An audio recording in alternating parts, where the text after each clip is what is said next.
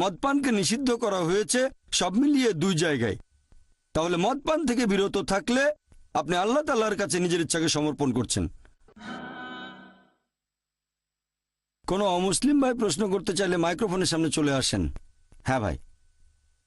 আমার নাম রাহুল ভাটিয়া, আমি পেশায় একজন ইঞ্জিনিয়ার।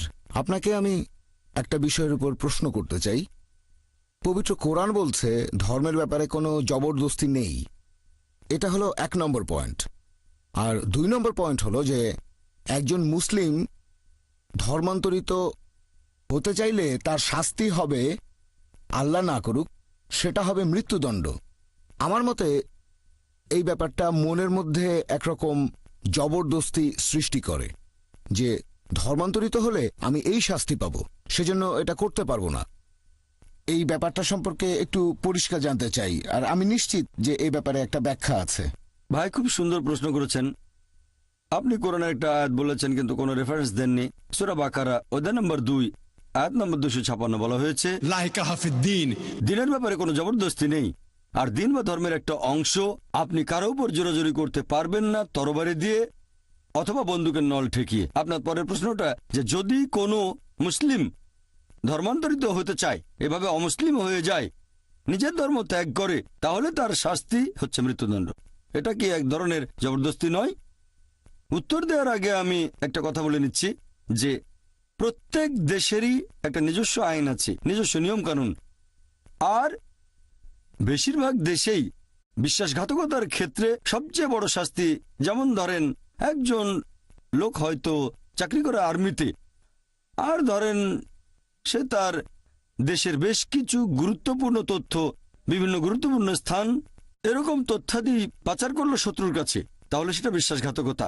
বেশিরভাগ দেশে যদি কেউ বিশ্বাসঘাতকতা করে, দেশের গুরুত্বপূর্ণ আর সংবেদনশীল বিভিন্ন তথ্যাদি শত্রুর কাছে তুলে দেয়, অনেক দেশে শাস্তি মৃত্যুদণ্ড, অনেক দেশে যাবজ্জীবন কারাদণ্ড। এখন যদি আমি বলি যে এটা আবার কেমন আজব দেশ যেখানে আমি বাধ্য হচ্ছি এরকম কোনো কাজ না করতে, যেটা খারাপ সেটা খারাপ। এখন একজন মুসলিম যদি অমুসলিম হয়ে যায়, এই নিয়মটা শুধুমাত্র ইসলামিক দেশে। যদি সেই মুসলিম যে এখন হয়েছে মুরতাদ, সে যদি তার নতুন ধর্ম প্রচার করে আর মানুষকে প্রতারিত করে, এমন হলে তাকে মৃত্যুদণ্ড দেয়া হবে।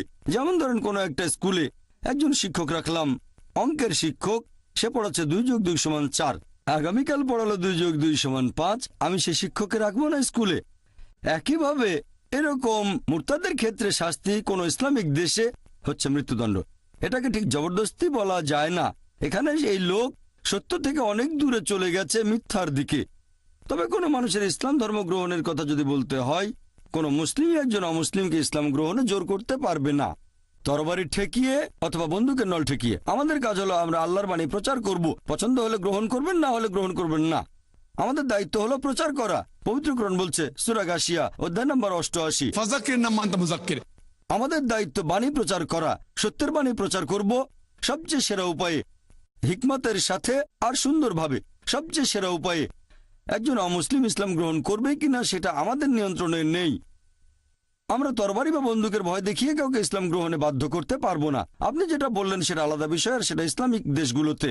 যেমন আমি আগেও বলেছি, ধরেন একজন লোক আর্মিতে চাকরি করে দেশের গোপন কিছু তথ্য পাচার করে দিল, এক্ষেত্রে শাস্তিটা হবে একই রকম। আশা করি উত্তরটা পেয়েছেন। হ্যাঁ, ঠিক আছে, বুঝতে পেরেছি।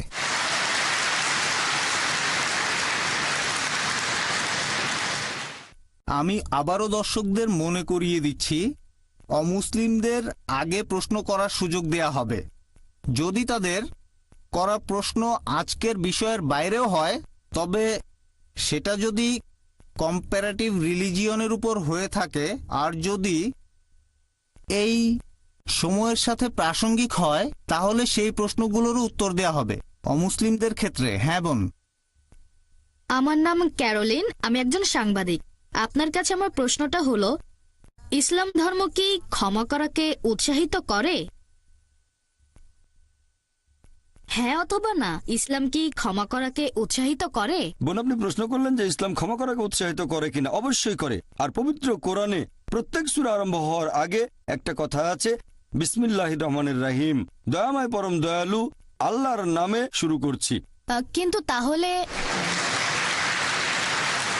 হ্যাঁ বোন, আপনার দ্বিতীয় প্রশ্ন। হ্যাঁ, আমার দ্বিতীয় প্রশ্ন হলো, হ্যাঁ, কোনো সমস্যা নেই। ইসলাম কেন সম্মানের হত্যাকে অনুমতি দেয়? সম্মানের হত্যা, হ্যাঁ, এটা দিয়ে আপনি কি বোঝাচ্ছেন? মানে কারো ভাইয়ের হত্যার বদলা নিতে হবে, আর সেটা হবে আল্লাহর নামে। প্রশ্নটা আজকের বিষয়ের বাইরে, তবে এটা জানা আমার জন্য বোন, জরুরি। আপনি প্রশ্ন করলেন সম্মানের হত্যা মানে কেউ হয়তো একজন মানুষকে হত্যা করলো প্রতিশোধ নেওয়ার জন্য, হ্যাঁ এটার কথাই বলছেন? হ্যাঁ, আমি বেশ কিছু বই পড়েছি আর অনেক জায়গায় দেখেছি মানুষজন বলছে তাদের অনুমতি আছে অন্য কোনো মানুষকে হত্যা করার, কারণ তাদের ভাইকে আরেকজন মানুষ হত্যা করেছে। বোন, খুব সুন্দর প্রশ্ন করেছেন যে ইসলাম যদি ক্ষমা করাকে উৎসাহিত করে তাহলে সম্মানের হত্যার অনুমতি রয়েছে কেন। হ্যাঁ, আপনি খুব এটাই। সুন্দর প্রশ্ন করেছেন বোন। যদি ভালো করে দেখেন, পবিত্র কোরআনে বলা হয়েছে সূরা বাকারা অধ্যায় 2 আয়াত নম্বর 178, হাদ শাস্তি, এখানে মৃত্যুদণ্ড, আর সেটা হবে কিসাসের ভিত্তিতে। আর আল্লাহ কোরআনে বলেছেন সূরা মাইদা অধ্যায় নম্বর 5 আয়াত নম্বর 32, যদি কেউ কোনো মানুষকে হত্যা করে, হোক সে মুসলিম বা অমুসলিম, যদি সেটা নরহত্যা বা দেশে বিশৃঙ্খলা সৃষ্টির অপরাধে না হয়, তাহলে সে যেন পুরো মানব জাতিকে হত্যা করলো। তাহলে সাধারণ নিয়মে কেউ যদি কোনো মানুষকে হত্যা করে তাহলে সে যেন পুরো মানব জাতিকে হত্যা করলো, শুধুমাত্র দুটো ক্ষেত্র বাদ দিয়ে, যদি সেটা নরহত্যা বা দেশে বিশৃঙ্খলা সৃষ্টির অপরাধ হয়। তাহলে এখানে দুটো ব্যতিক্রম আছে। যেখানে ইসলাম অনুমতি দিয়েছে যে একজন মানুষকে হত্যা করা যাবে, এখানে 1 নম্বর, যদি সেই লোক কোনো মানুষকে হত্যা করে, এটা আপনার প্রশ্নের ভেতরে পড়বে সম্মানের হত্যা। 2 নম্বর হলো যদি সেই লোক কোনো দেশে বিশৃঙ্খলা আর দুর্নীতি সৃষ্টি করে। আবারও এটা কিন্তু বাধ্যতামূলক নয়, যদি কেউ আরেকজনকে হত্যা করে এটা বাধ্যতামূলক নয় যে তাকে হত্যা করতে হবে। ইসলাম বলছে যে সেই নিহত লোকের আত্মীয় স্বজনেরা যদি রক্তমূল্য নিয়ে হত্যাকারীকে ক্ষমা করে দেয় তাহলে হত্যাকারী কোনো শাস্তি পাবে না। তবে সাধারণ পরিস্থিতিতে যেটা হয়, ধরেন কেউ আরেকজনকে হত্যা করেছে আর আমি চাচ্ছি তার মৃত্যুদণ্ড হোক, কারণ হত্যার অপরাধ, এটা শাস্তি হলো মৃত্যুদণ্ড। আমি আগেও বলেছি যে আগের ধর্মগুলোতে যেমন বাইবেল চোখের বদলে চোখ, দাঁতের বদলে দাঁত, এভাবে চলে এসেছে। এখানে আমরা বুঝতে পারছি যে ধরেন আমি একজন মানুষকে চিনি যে অন্য মানুষকে হত্যা করে, নিরীহ মানুষকে হত্যা করে, তাকে হত্যা না করলে সে তো মানুষদের হত্যা করতে থাকবে। তাহলে এই আইনটা শুধু ইসলাম ধর্মেই নয়, পৃথিবীর বেশিরভাগ দেশে এই আইন আছে। যদি কাউকে হত্যা করা হয়, যদি কেউ কোনো মানুষকে হত্যা করে, দেখবেন অনেক দেশেই হত্যাকারীর মৃত্যুদণ্ড অথবা যাবজ্জীবন কারাদণ্ড হয়। ইসলামে একই, যদি সে কাউকে হত্যা করে প্রয়োজন হলে তাকে হত্যা করা হবে। তবে নিহতের আত্মীয় স্বজনেরা হত্যাকারীকে ক্ষমাও করে দিতে পারে যদি তারা চায়। তারা চাইলে হত্যাকারীকে ক্ষমা করতে পারে, কিন্তু তারা যদি চায় হত্যাকারীকে মৃত্যুদণ্ড দিতে হবে তাহলে মৃত্যুদণ্ড দেওয়া হবে। আর দ্বিতীয় যে কারণে মৃত্যুদণ্ড দেওয়া হয়, যদি সে দেশে দুর্নীতি সৃষ্টি করে। যেমন ধরেন একজন লোক কাউকে ধর্ষণ করলো, ধর্ষণ করা এটা আসলে দেশের মধ্যে দুর্নীতি সৃষ্টি করা। এরকম হলে সেই লোককে মৃত্যুদণ্ড দেওয়া উচিত, কারণ এটা একটা খুবই জঘন্য অপরাধ, এটা খুবই বড় অপরাধ। তাই এখানে মৃত্যুদণ্ড ছাড়া আর কোনো শাস্তি নেই। আমি অনেক অমুসলিমকে এটা জিজ্ঞেস করেছি, আল্লাহ না করুন ধরেন কেউ আপনার মাকে ধর্ষণ করলো আর আপনি সেখানে বিচারক, সেই ধর্ষককে আপনার সামনে আনা হলে আপনি তাকে কি শাস্তি দেবেন? তখন সেই অমুসলিমদের সবাই বলেছে যে আমি তাকে মৃত্যুদণ্ড দেব। অনেকে এরকমও বলেছে আমি তাকে যন্ত্রণা দিয়ে হত্যা করব। তাহলে দ্বিমুখী নীতি কেন? আমেরিকাকে এখনকার দিনের সবচেয়ে উন্নত দেশ বলা হয়ে থাকে। FBI এর পরিসংখ্যান অনুযায়ী 1990 সালে প্রতিদিন 1756টা ধর্ষণের ঘটনা ঘটেছে। 1996 সালের পরিসংখ্যান অনুযায়ী US ডিপার্টমেন্ট অফ জাস্টিসের প্রতিদিন 2713টা ধর্ষণের ঘটনা ঘটেছে। 1990 সালে 1756টা, 1996 সালে 2713। হয়তো আমেরিকানদের সাহস বেড়ে গেছে। তার মানে প্রতি 32 সেকেন্ডে আমেরিকাতে একটা ধর্ষণের ঘটনা ঘটছে। আমরা এই অডিটোরিয়ামে আছি প্রায় 3 ঘন্টার মতো। এই সময়ের মধ্যে আমেরিকাতে 300টা ধর্ষণের ঘটনা ঘটে গেছে। ইসলাম ধর্মে হিজাবের বিধান আছে, আমার লেকচার আগেও বলেছি। একজন পুরুষ কোনো মহিলার দিকে তাহলে দৃষ্টি নিচু করবে, মহিলারা ইসলামিক হিজাব পরবে, এই ব্যাপারে আগেও বলেছি। এরপরেও কোনো পুরুষ ধর্ষণ করলে তাকে মৃত্যুদণ্ড দেওয়া হবে। অন্যদিকে আমেরিকান আইন বলছে 7 বছরের সশ্রম কারাদণ্ড। তবে বেশিরভাগ সময় তারা এমনিতেই ছেড়ে দেয়।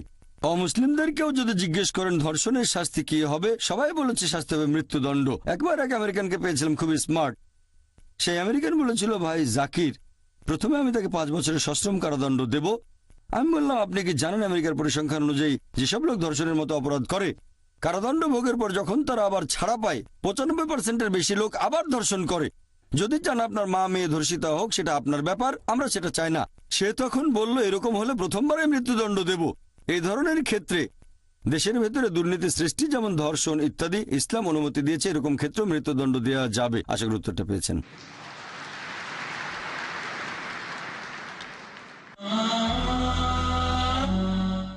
হ্যাঁ ভাই। আসসালামু আলাইকুম স্যার, আমার নাম প্রবীণ কুমার। পেশায় আমি একজন কম্পিউটার প্রোগ্রামার।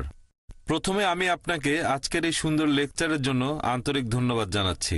আমার একটা প্রশ্ন হলো, আপনার লেকচার থেকে এটা একেবারে পরিষ্কার বোঝা যাচ্ছে যে ইসলাম ধর্মে যেসব আইন ও নিয়ম কানুনগুলো আছে সেই নিয়মগুলো খ্রিস্টান ধর্মেও আছে। তাহলে মুসলিমরা এবং খ্রিস্টানরা এই দুই পক্ষই কেন তাদের ধর্মের ভালো জিনিসগুলো মেনে চলছে না? ভাই খুব সুন্দর প্রশ্ন করেছেন, খুবই গুরুত্বপূর্ণ প্রশ্ন। এ ব্যাপারে আমার লেকচার আগেও কিছুটা বলেছি। খুব সুন্দর প্রশ্ন। যদি সবকিছুই ভালো হয়ে থাকে, আমি ইসলাম আর খ্রিস্টান ধর্মের সাদৃশ্য নিয়ে কিছু কথা বলেছি, সবকিছুই ভালো, তাহলে আমরা ধর্ম থেকে ভালোগুলো নেব না কেন? আমি ভালোগুলোই নিয়েছি। আমি খ্রিস্টান ধর্মের ধর্মগ্রন্থ বাইবেল থেকে ভালোগুলোই নিয়েছি। আমি আরো বড় একটা লেকচার দিতে পারবো ইসলাম আর খ্রিস্টান ধর্মের পার্থক্য নিয়ে, যদিও সেটা করতে চাই না। তবে বাইবেলের অনেক কথার সাথে আমি একমত নই, অনেক কিছুই। আর আমি এই ধর্মগ্রন্থ বাইবেলকে সামগ্রিকভাবে আল্লাহর বাণী মনে করি না। আমরা বিশ্বাস করি ইনজিল, যেটা নাজিল হয়েছিল যীশু খ্রিস্ট বা ঈসা আলাইহিস সালামের উপর। তবে বর্তমানের বাইবেল এটা সেই মূল আসমানি কিতাবের বিকৃত রূপ। আসল কিতাবটা নাজিল হয়েছিল যীশু খ্রিস্টের উপর। এই বাইবেলে ভালো করে দেখলে বুঝবেন অনেক পরস্পর বিরোধী কথা আছে। এখানে অনেক গাণিতিক ভুলও আছে, বেশ কিছু বৈজ্ঞানিক ভুল আছে। বিতর্ক করেছিলাম ডক্টর উইলিয়াম ক্যাম্বেলের সাথে বিজ্ঞানের আলোকে কোরআন ও বাইবেল, সেখানে অনেক বৈজ্ঞানিক ভুলের কথা বলেছি। এই বৈজ্ঞানিক ভুল, পরস্পর বিরোধী কথা, এগুলো আল্লাহর বাণী হতে পারে না। বাইবেলের মধ্যে পর্নোগ্রাফিও আছে। যদি সেই কথাগুলো আমাকে বলতে বলেন, কয়েক কোটি টাকা দিলেও আমি সেগুলো মানুষের সামনে বলতে পারবো না। পর্নোগ্রাফি, ইজিকিয়েল অধ্যায় 23 রেফারেন্স দিতে পারি, সমস্যা নেই, তবে সেগুলো বলতে পারবো না। আমি পারবো না, ইসলাম আমাকে সেই অনুমতি দেয়নি। আমি এখানে কি করেছি, আমি কোরআনের দিক নির্দেশনা নিয়েছি। সূরা আলে ইমরান অধ্যায় নম্বর 3 আয়াত নম্বর 64 বলা হয়েছে, এসো সেই কথায় যে আমাদের ও তোমাদের মধ্যে এক। কমন জিনিসগুলো মেনে চলতে আমরা রাজি আছি। যেগুলো কমন না সেগুলো নিয়ে পরে আলোচনা করা যাবে। বিভিন্ন ধর্মের বক্তারা যখন কোনো অনুষ্ঠানে আলোচনা করেন, তাদের সেই কথাগুলোর সাথে আমি একমত নই। প্রথমে খ্রিস্টান ধর্মের বক্তা বলবে সব ধর্মই ভালো, ইসলাম ভালো, খ্রিস্টান ধর্ম ভালো, হিন্দু ধর্ম ভালো। তারপর হিন্দু বক্তা এসে বলবে ইসলাম ধর্ম ভালো, খ্রিস্টান ধর্ম ভালো, হিন্দু ধর্ম ভালো। এরপর মুসলিম বক্তা বলবে ইসলাম ধর্ম ভালো, খ্রিস্টান ধর্ম ভালো, হিন্দু ধর্ম ভালো। আমি একটা প্রশ্ন করব, ওই খ্রিস্টান ধর্মযাজক কি খ্রিস্টান ধর্ম ত্যাগ করে ইসলাম গ্রহণ করবে যদি দুটো ধর্ম এক হয়? উত্তর হবে না। হিন্দু পুরোহিত কি ধর্ম ত্যাগ করে খ্রিস্টান হয়ে যাবে? উত্তর হবে না। মুসলিম বক্তা কি ধর্ম ত্যাগ করে হিন্দু হয়ে যাবে? উত্তর হবে না। এই কথাগুলো আসলে লোক দেখানো। আমি এখানে কি করি, লোকজনকে বলি অন্তত এটা মেনে নেন, এই পৃথিবীতে একটা আসমানি কিতাব একেবারে 100% আল্লাহর বাণী। এ কথায় কেউ আপত্তি করবে না। হিন্দুরা বলবে ঠিক আছে, আমাদের ধর্মগ্রন্থ বেদকে ঈশ্বরের বাণী বলে মেনে নিতে আমাদের কোনো আপত্তি নেই, 100% ঠিক। খ্রিস্টানরা তখন বলবে আমাদের কোনো সমস্যা নেই, বাইবেলকে ঈশ্বরের বাণী বলে মানতে আমাদের কোনো আপত্তি নেই। অন্যদিকে মুসলিমরা বলবে পবিত্র কোরআনকে আল্লাহর বাণী বলে মানতে আমাদের কোনো আপত্তি নেই। এবারে পৃথিবীর প্রধান ধর্মগ্রন্থগুলোর মধ্যে যেগুলো কমন সেগুলো বেছে নেন। যেটা কমন অন্তত সেই কথাগুলো মেনে নেন। সব প্রধান ধর্মই বলছে আল্লাহ তাআলা কেবলমাত্র একজন, বলছে মূর্তি পূজা করা ঠিক না।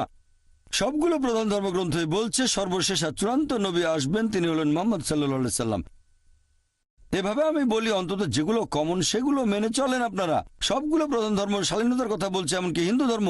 এর আগের বার যখন দুবাইতে এসেছিলাম গত বছর, সেবার লেকচার দিয়েছিলাম হিন্দু ধর্ম আর ইসলামের সাদৃশ্য নিয়ে।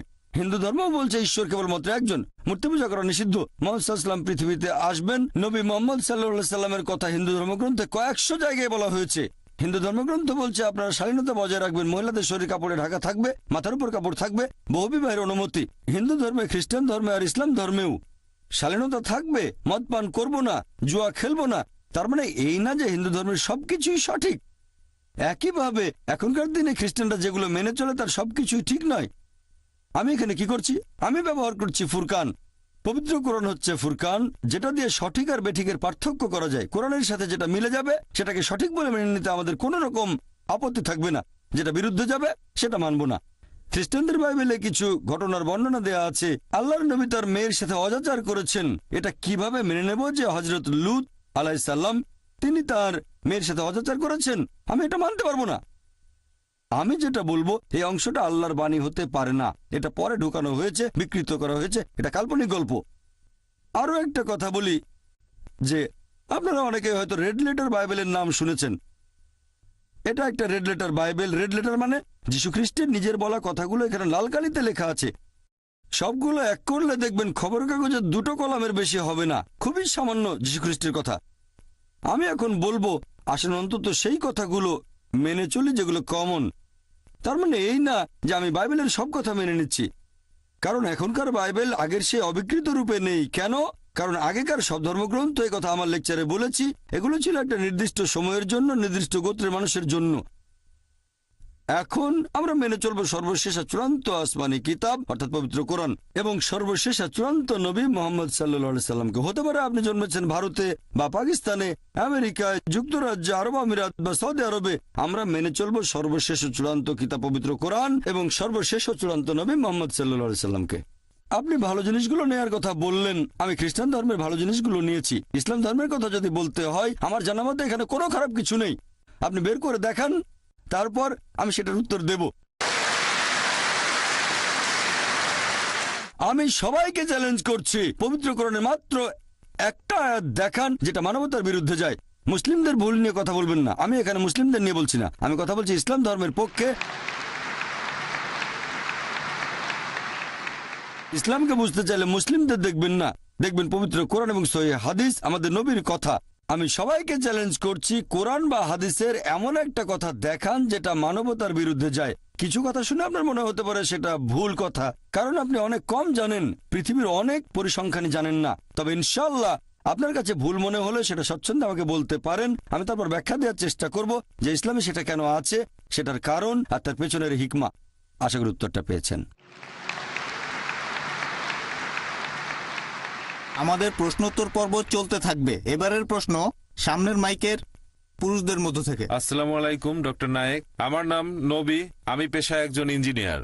খ্রিস্টানদের বাইবেলে অধ্যায় 53 এখানে একজন নিপীড়িত দাসের কথা বলা হয়েছে, যে দাস কষ্ট ভোগ করেছে, অত্যাচারিত, ক্ষতবিক্ষত, যে মারা গেছে, সে তার জীবন দিয়েছে মানুষজাতির সবার করা পাপ কাজের জন্য।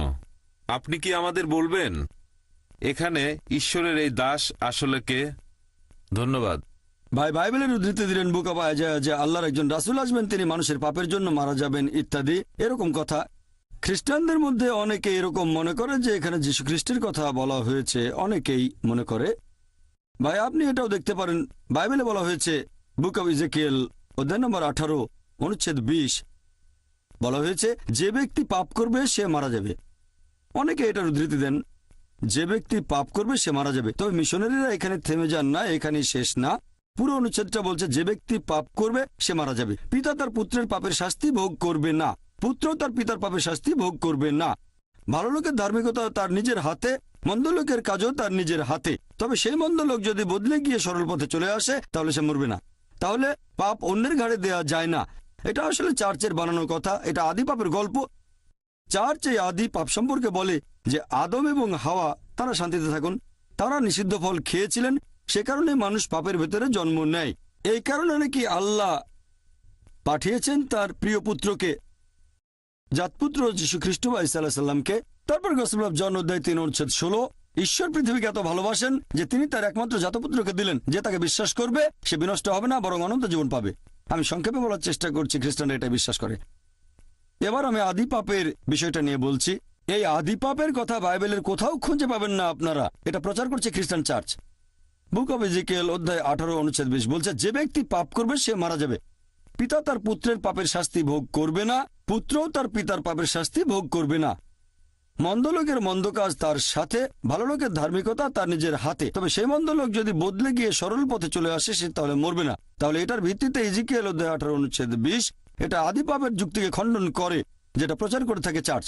পবিত্র কোরআনে বলছে একজন মানুষ অন্য আরেকজনের পাপের শাস্তি ভোগ করবে না, অন্য কেউ শাস্তি পাবে না। পাপের দায়ভার হস্তান্তর করা যায় না। হাওয়া আদমকে নিষিদ্ধ ফল খেতে প্ররোচিত করেছিলেন, আদম নিষিদ্ধ ফল খেলেন, তারা দুজনে শান্তিতে থাকুন। আদম আলাইহিস সালামকে আমাকে জিজ্ঞেস করেছিলেন সেই ফল খাবার আগে, জিজ্ঞেস করেছিলেন না। তাহলে আমি দায়ী হব কেন? আমাকে জিজ্ঞেস করলে যদি সম্মতি দিতাম তাহলে আমাকে পাকড়াও করতে পারতেন। এখন আদম আলাইহিস সালাম নিষিদ্ধ ফল খাওয়ার আগে আমাকে জিজ্ঞেস করেননি, তাহলে আমাকে দায়ী করা হবে কেন? আল্লাহ এরকম অবিচার করবেন কিভাবে? আল্লাহ পবিত্র কোরআনে বলেছেন সূরা নিসা অধ্যায় 4 আয়াত নম্বর 40, আল্লাহ সুবহানাহু ওয়া তাআলা তার বান্দার উপর অনুপরিমাণে জুলুম করেন না, পাপ অন্যের উপর দেওয়া যায় না। এখন আপনি হয়তো বলবেন এখানে যীশু খ্রিস্টের কথা বলা হয়েছে, এটা পুরোপুরি ভুল। আর যীশু খ্রিস্টের সম্পর্কে খ্রিস্টানদের চার্চ এরকম প্রচার করে যে ঈশ্বর পৃথিবীকে এত ভালোবাসেন যে তার একমাত্র জাতপুত্রকে দিলেন। আপনারা যদি বাইবেল ভালো করে পড়েন তাহলে বাইবেলে ঈশ্বরের অনেক পুত্রের কথাই আছে। বলা হয়েছে ইব্রাহিম ছিলেন ঈশ্বরের পুত্র, ইফরাম ছিলেন ঈশ্বরের পুত্র, আইজায়া ঈশ্বরের পুত্র। যেসব মানুষ ঈশ্বরের বাণী প্রচার করতে এসেছেন তারা হলেন ঈশ্বরের পুত্র। বাইবেলে ঈশ্বরের অনেক পুত্র আছে, তবে খ্রিস্টানরা বলে যে না না, যীশু খ্রিস্ট একেবারে সাধারণ কোনো পুত্র নন, তিনি হলেন জাতপুত্র। গসপেল অফ জন অধ্যায় 3 অনুচ্ছেদ 16, ঈশ্বর পৃথিবীকে এত ভালোবাসেন যে তিনি তার একমাত্র জাতপুত্রকে দিলেন, যে তাকে বিশ্বাস করবে সে বিনষ্ট হবে না বরং অনন্ত জীবন পাবে। যদি ভালো করে দেখেন যে এই শব্দটা জাতপুত্র, খ্রিস্টান ধর্মের বেশ কিছু বিশেষজ্ঞের মতে বাইবেলের রিভাইজড স্ট্যান্ডার্ড ভার্সন, যেটা রিভাইজ করেছেন খ্রিস্টান ধর্মের কয়েকজন উচ্চপদস্থ ধর্মীয় নেতা, সমর্থন করেছে খ্রিস্টানদের 50টা ছোট বড় দল। এই খ্রিস্টান বিশেষজ্ঞরা বলেন যে এই জাত শব্দটা পরে ঢুকানো হয়েছে, বিকৃত করা হয়েছে, বানিয়ে বলা হয়েছে, শব্দটা বাইবেল থেকে বাদ দেওয়া হয়েছে। বাইবেলের রিভাইজড স্ট্যান্ডার্ড ভার্সনে এই জাত শব্দটা সেখানে পাবেন না। তাই আমরা বিশ্বাস করি পুত্র বলতে যদি ন্যায়নিষ্ঠ বোঝানো হয় তাহলে যীশু খ্রিস্ট বা ঈসা আলাইহিস সালাম অবশ্যই ঈশ্বরের পুত্র ছিলেন, তিনি ছিলেন খুবই ন্যায়নিষ্ঠ, তবে তিনি আল্লাহর জাতপুত্র নন। একজনের পাপের ভার অন্য কেউ নেয়ার কথা বাইবেলে কোথাও নেই, এটা আসলে চার্চের বানানো কথা। সত্যি বলতে বাইবেল এটাকে খণ্ডন করে। এখন আপনি এখানে যা বলতে চাচ্ছেন যে আইজায়ার এই কথাগুলো যিশুর কথা বলছে, হ্যাঁ, নবী রাসূলগণ এসেছেন, তাদের বেশিরভাগই কষ্ট পেয়েছেন, হোক তিনি মুসা আলাইহিস সালাম অথবা ঈসা আলাইহিস সালাম অথবা সর্বশেষ ও চূড়ান্ত নবী মুহাম্মদ সাল্লাল্লাহু আলাইহি সাল্লাম, সকল নবী রাসূলই কষ্ট পেয়েছেন। নবীর একটা হাদিস আছে, মানুষের মধ্যে সবচেয়ে বেশি পরীক্ষা করা হয়েছে আল্লাহর নবী রাসূলগণকে। পরীক্ষা যত বেশি কঠিন, পুরস্কার তত বেশি বড়। আল্লাহর নবী রাসূলগণই কষ্ট করেছেন। তবে যদি বলেন নবী রাসূলগণ অন্য মানুষের পাপের শাস্তি পেয়েছেন, এটা বাইবেলের কোথাও পাবেন না, একথা চার্চ প্রচার করে। এটা আসলে বাইবেলের বিরুদ্ধে, কোরআনেরও বিরুদ্ধে। আশা করি উত্তরটা পেয়েছেন। হ্যাঁ বোন। আমি এলিয়ানা, অমুসলিম, পেশায় একজন শিক্ষক। আপনাকে এই সুন্দর লেকচারের জন্য অনেক ধন্যবাদ। আমার একটা প্রশ্ন আছে। আমার মনে হয়েছে মুসলিম পুরুষদের একাধিক বিয়ে করাটা অনৈতিক আর অশ্লীল। আপনি এ ব্যাপারে কি বলবেন? আমি এ ব্যাপারে কারণটা জানি, তবে এখানে আপনার দৃষ্টিভঙ্গিটা জানতে চাচ্ছি। আর যদি কখনো খ্রিস্টান ধর্ম আর ইসলাম ধর্ম একত্রিত হয়, আমার মতে মুসলিমদের একজন স্ত্রী থাকাই উচিত। বোন, খুব সুন্দর প্রশ্ন করেছেন, খুবই কমন প্রশ্ন, খুবই গুরুত্বপূর্ণ প্রশ্ন। আপনি বললেন যে আপনার কাছে মনে হয় মুসলিম পুরুষদের একাধিক বিয়ে করাটা হচ্ছে একটা অনৈতিক কাজ, আর আপনি বললেন যে খ্রিস্টান এবং মুসলিমরা যদি কখনো একতাবদ্ধ হয় তাহলে খুব ভালো হবে। আমিও সেটাই করতে চাই, তবে একতাবদ্ধ হবে সত্যের উপর ভিত্তি করে, মিথ্যার উপর নয়। কোরআন হচ্ছে এই পৃথিবীর বুকে একমাত্র ধর্মগ্রন্থ যেটা বলছে মাত্র একটা বিয়ে করো। পৃথিবীতে আর কোনো ধর্মগ্রন্থ খুঁজে পাবেন না, হোক সেটা বাইবেল অথবা ধরেন রামায়ণ অথবা মহাভারত কিংবা বেদ, কোরআন বাদে আর কেউ বলছে না মাত্র একটা বিয়ে করো। হিন্দু ধর্মগ্রন্থ পড়লে দেখতে পাবেন, যদি হিন্দু ধর্মগ্রন্থ পড়ে দেখেন রামায়ণ, সেখানে শ্রীরামের বাবা রাজা দশরথ, তার একাধিক স্ত্রী ছিল। এরপর মহাভারত পড়লে দেখবেন শ্রীকৃষ্ণ, তার কতজন স্ত্রী ছিল? 4 জন, 10 জন, 1000 জন, তার ছিল 16,108 জন স্ত্রী। এরপর বাইবেল পড়েন, বাইবেল পড়লে দেখবেন সুলাইমানের 700 জন স্ত্রী ছিল। বাইবেলের কথা অনুযায়ী ইব্রাহিমের 3 জন স্ত্রী ছিল। তাহলে বাইবেলের কথা অনুযায়ী, ইহুদি আর খ্রিস্টান ধর্ম অনুযায়ী, একজন পুরুষ যত খুশি বিয়ে করতে পারে, 4, 5, 10, 1000, কোনো সীমা পরিসীমা নেই। ইসলাম একটা সীমা বেঁধে দিয়েছে। কোরআন বলছে সূরা নিসা অধ্যায় নম্বর 4 আয়াত নম্বর 3, তোমার পছন্দের নারীদের বিয়ে করো 2, 3 বা 4 জনকে, তবে যদি সুবিচার করতে না পারো তাহলে একটা বিয়ে করো। হিন্দু ধর্ম অনুযায়ী, খ্রিস্টান ধর্ম অনুযায়ী একজন পুরুষ যতজন নারীকে ইচ্ছে বিয়ে করতে পারে, 1 জন, 5 জন, 10 জন, 20 জন, 1000 জন, 10,000, কোনো সীমা নেই। ইসলাম বলছে পছন্দের নারীদের বিয়ে করো 2, 3 বা 4 জন, তবে সুবিচার করতে না পারলে মাত্র একটা বিয়ে করো। তাহলে ইসলাম বলছে সুবিচার করতে পারলে একাধিক বিয়ে করবেন, তা না হলে করবেন না, আর সুবিচার করতে পারলে সর্বোচ্চ 4 জন। এবারে আসুন দেখি কোরআন কি বলছে। পবিত্র কোরআনে সূরা নিসা অধ্যায় 4 আয়াত নম্বর 129, স্ত্রীগণের প্রতি সুবিচার করা কঠিন, সেজন্য তাদের থেকে পুরোপুরি মুখ ফিরিয়ে নিও না। অনেকের মনে এরকম ভুল ধারণা আছে যে ইসলামে 4 জন স্ত্রী থাকা বাধ্যতামূলক। এটা বাধ্যতামূলক না, একাধিক স্ত্রী রাখার ব্যাপারটা ঐচ্ছিক ব্যাপার, এটা মুবাহ। তবে যদি একাধিক বিয়ে করেন আর সুবিচার করতে না পারেন তাহলে সমস্যায় পড়ে যাবেন। এবারে আসুন দেখি এর পেছনে কারণটা আসলে কি। আমি এখানে কারণটা বলছি, তারপর আপনি চাইলে পাল্টা প্রশ্ন করতে পারেন। লজিক্যাল কারণটা যে ইসলাম ধর্ম কেন কিছু পুরুষকে একাধিক বিয়ে করার অনুমতি দিয়েছে। এখন ভালো করে দেখলে বুঝতে পারবেন যে ছেলে আর মেয়ে সন্তান জন্মায় সমান অনুপাতে। তবে শিশু বিশেষজ্ঞদের জিজ্ঞেস করে জানতে পারবেন, শিশুদের রোগের উপর যারা বিশেষজ্ঞ তারা এটা বলবেন যে মেয়ে শিশুরা ছেলে শিশুর চেয়ে রোগ জীবাণুকে ভালোভাবে প্রতিরোধ করতে পারে, তাই শিশুকালে মেয়েদের তুলনায় বেশি ছেলে শিশু মারা যায়। তারপরে সময় বয়ে যায়, মানুষ মারা যায় ধূমপানের কারণে, তারপর মারা যায় বিভিন্ন রকম অসুখ বিসুখে, মারা যায় মদ পানের কারণে, মারা যায় যুদ্ধে, অ্যাক্সিডেন্টেও মারা যায়। এসব জায়গায় তো মহিলাদের চেয়ে বেশি পুরুষ মারা যায়। যদি এখনকার দিনের পৃথিবীর দিকে তাকান, পৃথিবীতে এখন মহিলাদের সংখ্যা পুরুষদের চেয়ে অনেক বেশি, পুরুষের তুলনায় মহিলার সংখ্যা বেশি। তৃতীয় বিশ্বের কিছু দেশ এটার ব্যতিক্রম, যেমন আমার নিজের দেশ ভারত, সেখানে মহিলাদের সংখ্যা পুরুষদের চেয়ে কম। এটার প্রধান কারণ হলো মেয়ে ভ্রূণ হত্যা করা আর মেয়ে শিশু হত্যা করা। যদি মেয়ে ভ্রূণ আর মেয়ে শিশু হত্যা করার মতো অশুভ কাজটা বন্ধ করা হয় তাহলে ভারতেও একসময় মহিলার সংখ্যা অনেক বেশি হয়ে যাবে পুরুষের তুলনায়। এখনকার পরিসংখ্যান অনুযায়ী শুধু নিউ ইয়র্কে পুরুষের তুলনায় মহিলার সংখ্যা বেশি প্রায় 10 লক্ষ। শুধুমাত্র আমেরিকাতে পুরুষের তুলনায় মহিলাদের সংখ্যা বেশি 78 লক্ষ। শুধু জার্মানিতে পুরুষের চেয়ে মহিলা বেশি 50 লক্ষ। শুধু যুক্তরাজ্যে পুরুষের তুলনায় মহিলা বেশি 40 লাখ। শুধু রাশিয়ায় পুরুষের চেয়ে মহিলা বেশি 90 লাখ। আর এটা আল্লাহ শুধু ভালো জানেন পুরো পৃথিবীতে পুরুষের তুলনায় মহিলার সংখ্যা কতজন বেশি। আর ধরেন তর্কের খাতিরে আপনার কথা মেনে নিলাম যে একজন পুরুষ মাত্র একজন মহিলাকে বিয়ে করবে। আর ধরেন আমার বোন থাকে আমেরিকায় আর সেখানে সব পুরুষ বিয়ে করে ফেলেছে, অথবা ধরেন আপনার বোন থেকে আমেরিকায় আর সব পুরুষই সেখানে বিয়ে করে ফেলেছে। প্রত্যেক পুরুষ একজন করে মহিলাকে বিয়ে করেছে। তারপরও আমেরিকাতে 78 লক্ষ মহিলা থাকবে যারা পাবে না জীবন সঙ্গী। তখন এই 78 লক্ষ মহিলার সামনে যে পথটা খোলা থাকবে যে হয় তারা এমন কাউকে বিয়ে করবে যার একজন স্ত্রী আছে, নয়তো হবে জনগণের সম্পত্তি। লোকে হয়তো বলবে জনগণের সম্পত্তি? ভাই জাকির, এটা তো কঠিন কথা। এটাই সবচেয়ে ভদ্র ভাষা যেটা আমি বলতে পারি। এর যে ভদ্র ভাষা আমার জানা নেই। হয় একজন পুরুষকে বিয়ে করেন যার একজন স্ত্রী আছে, নয়তো হবেন জনগণের সম্পত্তি, আর কোনো উপায় নেই। তাহলে বুঝতে পারছেন যে আমেরিকাতে আমেরিকার পরিসংখ্যান অনুযায়ী একজন সাধারণ আমেরিকান বিয়ে করার আগে তাদের গড়ে 8 জন যৌন সঙ্গী রাখতে পারে। কারো হয়তো 2 জন, কারো 10 জন, কারো বা 20 জন। বিয়ে করার আগে গড়ে 8 জন যৌন সঙ্গী থাকে। আর আপনি চাইলে যতজন খুশি রক্ষিত রাখতে পারেন, 1 জন, 10 জন, 20 জন, কোনো সমস্যা নেই। তবে আইনসঙ্গতভাবে একাধিক স্ত্রী তারা হজম করতে পারে না। যে কোনো ভদ্রমহিলাকে জিজ্ঞেস করেন, যদি কেউ একজন পুরুষের আইনসম্মত দ্বিতীয় স্ত্রী হয়, সে নিরাপত্তা পাবে, সম্মান পাবে, তার অধিকারগুলো পাবে। আর রক্ষিত হলে সেখানে কোনো সম্মান নেই, কোনো অধিকার নেই, তাকে নিচু করা হয়েছে। তাহলে ইসলাম মানবজাতির সমস্যাগুলোর সমাধান দেয়। বর্তমানে পৃথিবীতে পুরুষের চেয়ে মহিলার সংখ্যা অনেক বেশি। আমার মতে ইসলাম ধর্ম কিছু পুরুষকে একাধিক বিয়ে করার অনুমতি দিয়েছে যাতে করে মহিলারা ভদ্রভাবে থাকতে পারে। তা না হলে এটা সম্ভব নয়। আমি আপনার সঙ্গে একমত। আপনার কথাটা আমি মানি বোন, যে একজন মহিলা তার স্বামীকে শেয়ার করতে চাইবে না। আমি আপনার সঙ্গে একমত, মহিলারা স্বামীকে শেয়ার করতে চাইবে না কখনোই। আর সাধারণ পরিস্থিতিতে কোনো মহিলাই চাইবে না যে তার স্বামী আরেকটা বিয়ে করুক। তবে ইসলামিক শরিয়া বলছে একটা বড় ক্ষতি ঠেকানোর জন্য ছোট ক্ষতি হওয়া ভালো। একজন ভালো মুসলিম মহিলা যে পৃথিবীর অবস্থা জানেন, সে এই ছোট ক্ষতি মেনে নিতে আপত্তি করবে না। মানে স্বামীকে শেয়ার করা যাতে বড় ক্ষতি ঠেকানো যায়, অর্থাৎ আরেকজন বোনকে যেন জনগণের সম্পত্তি না হতে হয়।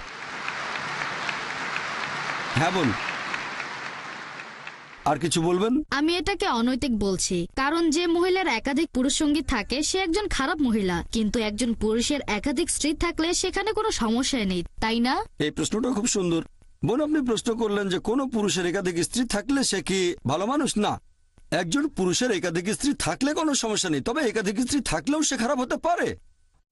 যেমন ধরেন আমেরিকায় কারো রক্ষিতা আছে, হয়তো 4 জন, 5 জন অথবা 10 জন। এমনকি ভারতেও সে একজন ভালো লোক না, তবে সে যদি হয় আইনসম্মত স্ত্রী, যদি সে বিয়ে করে, বিয়ের সময় তাকে প্রাপ্য অধিকারগুলো দেওয়া হবে, মোহর দেওয়া হবে, একই সময় সুবিচার করা হবে, তাহলে সে ভালো মানুষ। তবে আপনার পাল্টা প্রশ্ন যে মহিলারা কেন একাধিক পুরুষকে বিয়ে করতে পারে না, ঠিক এটাই তো আপনার প্রশ্ন, যে মহিলারা কেন একাধিক বিয়ে করতে পারে না, এই তো? আসলে আমি বলতে চাচ্ছি, যদি মহিলাদের সংখ্যা কমে যায় আর পুরুষের সংখ্যা বেড়ে যায়, তাহলে একজন মহিলার 2-3 জন স্বামী থাকতে পারে। সুন্দর প্রশ্ন করেছেন যে যদি এরকম হয় তবে আল্লাহ সুবহানাহু ওয়া তাআলা আমাদের সৃষ্টিকর্তা, তিনি অনেক ভালো জানেন আমাদের চেয়ে, তিনি আমাদের স্রষ্টা। এখানে কারণটা হচ্ছে আল্লাহ মহিলাদের শক্ত করে বানিয়েছেন। মহিলারা মেডিকেলি পুরুষের চেয়ে অনেক বেশি শক্ত। এটা কি জানেন? আমি একজন মেডিকেল ডাক্তার। মেডিকেলি মহিলারা পুরুষের চেয়ে অনেক বেশি দিন বাঁচে। আমরা ভাবি পুরুষের শক্তি বেশি, শরীরের জোরটা একটু বেশি, তবে মেডিকেলি মহিলাদের শক্তি বেশি।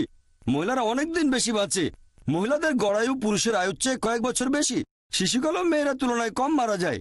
এবার আপনার প্রশ্নটা নিয়ে বলি যে ইসলাম পুরুষদের অনুমতি দিয়েছে তারা একাধিক বিয়ে করতে পারে, কিন্তু এখানে মহিলাদের একাধিক বিয়ের অনুমতি দেওয়া হয়নি কেন?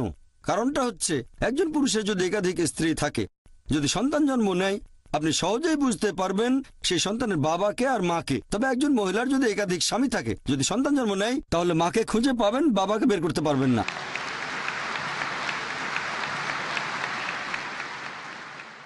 তারপর সন্তানকে স্কুলে ভর্তি করতে যাবেন, এর বাবার নাম কি? তখন হয়তো দুটো নাম দিতে হবে। এখন মেডিকেল বিজ্ঞান অনেক উন্নত হয়েছে, যেমন ডিএনএ, জেনেটিক কোডিং। এখন বলতে পারবো বাবাকে আর মাকে, এখন সেটা আগে সম্ভব ছিল না। ইসলাম পৃথিবীতে আছে শরণাতীতকাল থেকে, এটা একমাত্র কারণ নয়, এছাড়াও আরো কিছু কারণ আছে। প্রাকৃতিকভাবেই মহিলাদের তুলনায় পুরুষের যৌনতাড়না বেশি। তৃতীয়ত, একজন পুরুষ একাধিক স্ত্রী নিয়ে থাকতে পারবে, কিন্তু মহিলাদের জন্য একাধিক স্বামী থাকাটা কঠিন হবে, কারণ মহিলাদের মাসে রজস্রাব হবে, এমন সময় মানসিকতা বদলে যেতে পারে। এসব কারণে একাধিক স্বামী রাখাটা কঠিন হয়ে যাবে। এছাড়াও এখনকার দিনের বিজ্ঞান আমাদের বলে যে একজন পুরুষের যদি একাধিক যৌনসঙ্গী থাকে আর তাদের প্রতি বিশ্বস্ত থাকে, যেমন একজনের যদি একাধিক স্ত্রী থাকে, একাধিক যৌনসঙ্গী থাকে, আর তারা সবাই যদি একে অন্যের প্রতি বিশ্বস্ত থাকে, তাহলে সেই পুরুষের অথবা সেই মহিলার কোনো রকম যৌনবাহিত রোগ হবে না। তবে একজন মহিলার যদি একাধিক যৌনসঙ্গী থাকে, যদি তার একাধিক স্বামী থাকে, তাহলে তাদের যৌনবাহিত রোগ হবে। প্রথমে রোগটা সেই মহিলার হবে, তারপর সেই রোগ তার স্বামীদের মধ্যে ছড়িয়ে পড়বে। তাই মেডিকেলি এটা ভালো নয় যে একজন মহিলার একাধিক স্বামী থাকতে পারে। আশা করি উত্তরটা পেয়েছেন।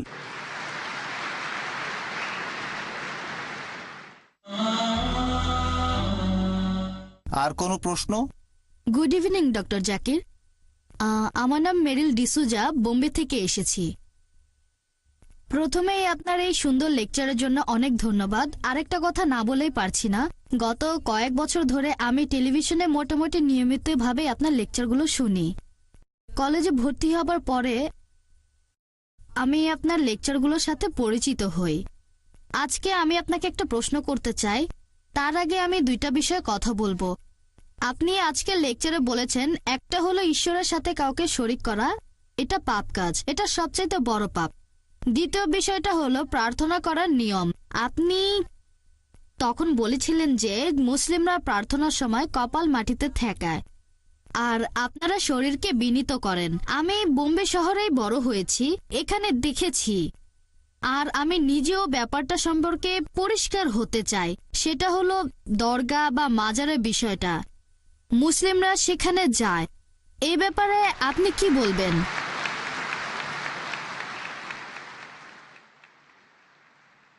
বোন খুব সুন্দর প্রশ্ন করেছেন, আর এবারে প্রশ্ন করেছেন মুসলিমদের নিয়ে।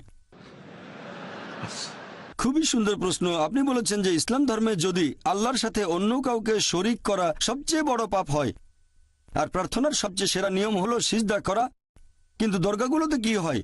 মানুষজন দরগায় যায়, সেখানে সিজদা করে, সেটা ঠিক না ভুল? এটাই ছিল আপনার প্রশ্ন। বোন, আমি আপনার সঙ্গে একমত। আমার লেকচারের কথাগুলো আপনি পরিষ্কার আর সঠিকভাবে বুঝতে পেরেছেন যে আল্লাহ তাআলার সাথে কাউকে শরিক করা, সেটা যেই করুক সেটা ভুল, হোক সে মুসলিম বা অমুসলিম, এটা ঠিক না। তার নাম যাই হোক না কেন, জন, আব্দুল্লাহ, জাকির, মোহাম্মদ, যদি কেউ আল্লাহর সাথে অন্য কাউকে শরিক করে সে সবচেয়ে বড় পাপ করছে। আর আমরা সিজদা করব শুধুমাত্র আল্লাহ সুবহানাহু ওয়া তাআলাকে। যদি কেউ আল্লাহ ব্যতীত অন্য কাউকে সিজদা করে সে শিরক করছে, আল্লাহর সাথে অন্য কাউকে শরিক করছে। তাহলে একজন মানুষ যদি কোনো কবরের কাছে যায় আর সেই কবরকে সিজদা করে, সেই কবরকে ইবাদত করে, তাহলে সেটাই সবচেয়ে বড় পাপ, হোক সে মুসলিম বা অমুসলিম, যে নামে পরিচয় দিক। ধন্যবাদ। বোন, আরো একটা প্রশ্ন করবেন? আচ্ছা, যেহেতু আমাকে একটা সুযোগ দিয়েছেন, তাই এই বিষয়ের উপরে আরেকটা প্রশ্ন করি, কারণ আমি এগুলো করতে দেখেছি।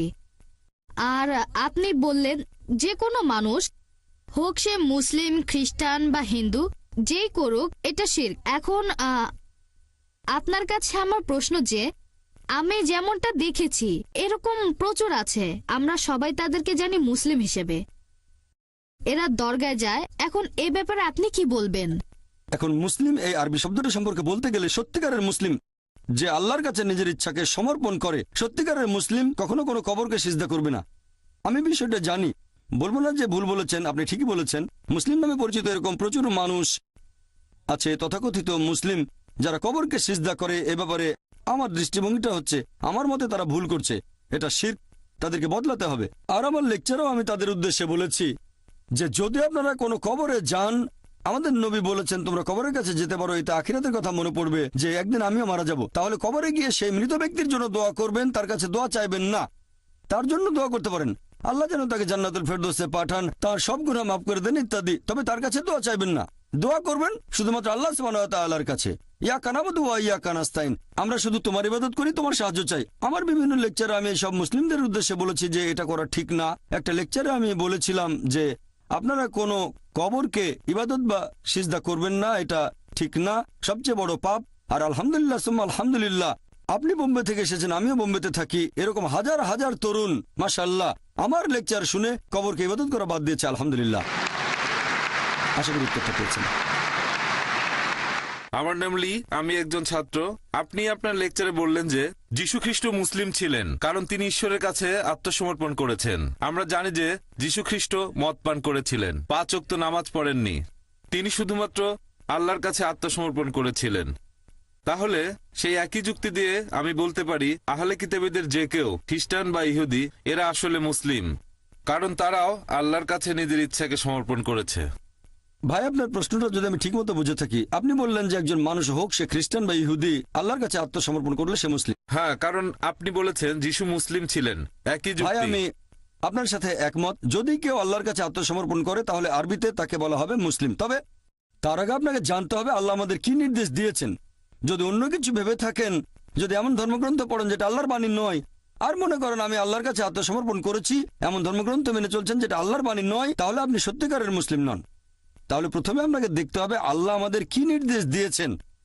আপনি যদি পৃথিবীর প্রধান প্রধান ধর্মগ্রন্থগুলো পড়ে তুলনা করেন, তাহলে আপনি দেখবেন সেই সাথে ব্যবহার করবেন যুক্তি আর বিজ্ঞান।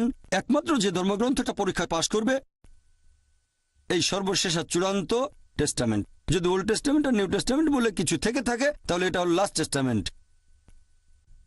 এখন যদি আপনি সত্যি আল্লাহর কাছে আত্মসমর্পণ করতে চান, প্রথমে আপনাকে বুঝতে হবে যে সত্যিকারের আল্লাহ কে, তিনি আমাদের কি নির্দেশ দিয়েছেন, এরপর আপনি তার কাছে আত্মসমর্পণ করবেন। সেজন্য আমি কথাটা এইভাবে বলি, সত্যিকারের মুসলিম হলো সেই লোক যে আল্লাহ তাআলার নির্দেশগুলো মেনে চলে। এখন যীশু খ্রিস্ট বা ঈসা আলাইহিস সালাম ছিলেন আল্লাহ তাআলার রাসূল, তার উপর ওহী নাজিল হয়েছিল, অবশ্যই তিনি আল্লাহর ইচ্ছা পূরণ করেছেন। এখনকার দিনেও যদি একজন খ্রিস্টান ধরে নেন আজকের লেকচারে যে বিষয়টা অন্তত আসেন সেগুলো আমরা মেনে চলি যেগুলো আপনাদের আর আমাদের ধর্মগ্রন্থে এক।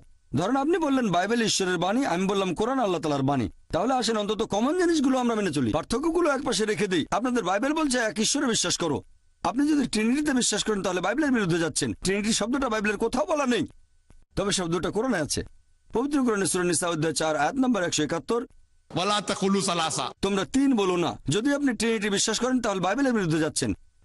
এরপর বাইবেলে আরো আছে যে তোমরা মূর্তি পূজা করবে না। বাইবেল বলছে তোমরা সর্বশেষ আর চূড়ান্ত নবীকে বিশ্বাস করবে।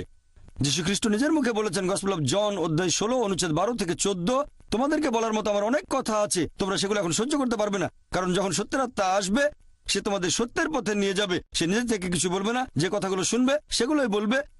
সে তোমাদের ভবিষ্যতের কথা বলবে, সে আমাকে মহিমান্বিত করবে। যদি আপনি সত্যিই বাইবেলের অনুসারী হন তাহলে সর্বশেষ আর চূড়ান্ত নবী মুহাম্মদ সাল্লাল্লাহু আলাইহি সাল্লামকে মেনে চলবেন, তার মানে পবিত্র কোরআন মেনে চলবেন আর আমাদের নবীর কথাগুলো। তাহলে যদি পবিত্র কোরআন আর নবীর কথাগুলো মেনে চলেন আপনি হবেন মুসলিম। আমি আমার লেকচারে বলেছি আসুন আমরা সেগুলো মেনে চলি যেটা কমন।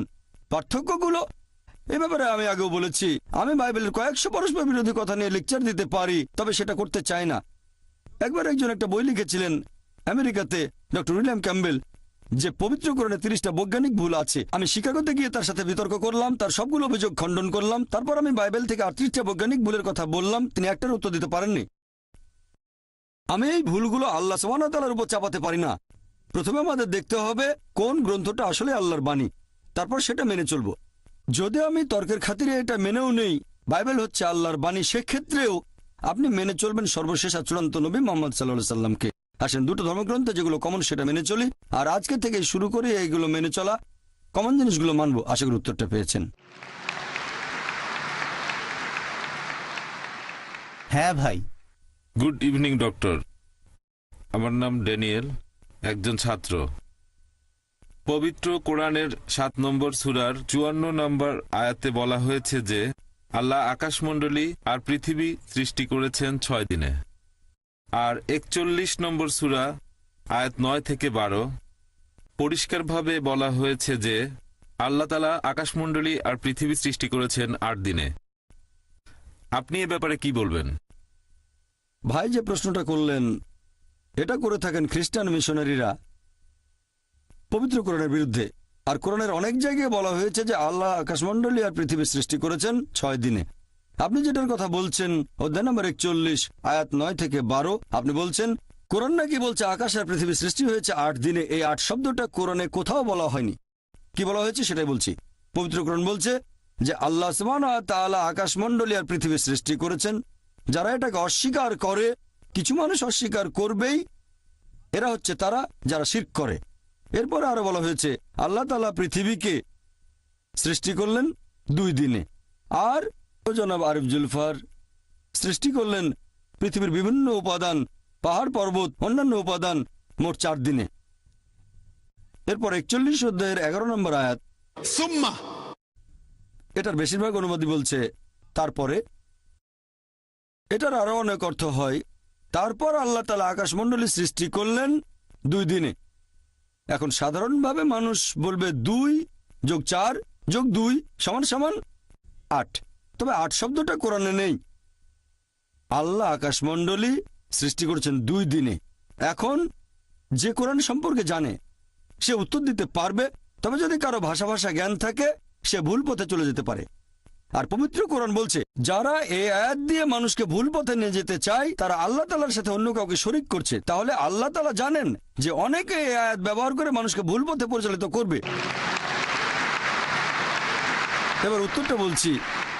উত্তরটা হচ্ছে আল্লাহ তাআলা পৃথিবী সৃষ্টি করেছেন 2 দিনে, তারপর পৃথিবীর উপাদান গাছপালা পাহাড় পর্বত সমান অনুপাতে মোট 4 দিনে। সুম্মা, আরবি সুম্মা শব্দের আরেকটা মানে হচ্ছে একই সাথে। এর একটা মানে হলো তারপর, তারপর হতে পারে একসাথেও হতে পারে। তাহলে একই সাথে আল্লাহ সুবহানাহু ওয়া তাআলা আকাশমণ্ডলী সৃষ্টি করেছেন 2 দিনে। যেমন ধরেন আমি আপনাকে বললাম আমি একটা বড় বিল্ডিং তৈরি করব 30 তলা উঁচু মোট 6 মাসে। এটাই আমার কথা। এখন আপনি যদি খুঁটিয়ে দেখেন যে আমি সেই বিল্ডিং এর ভেতরটা, তার মানে তৈরি করব ফাউন্ডেশন 2 মাসে, আর স্ট্রাকচার সেখানে 4 মাস, পুরো 30 তলা। একই সাথে যখন তৈরি করছি ফাউন্ডেশন, তখন কম্পাউন্ডের প্রাচীরও তুলে ফেললাম 2 মাসে।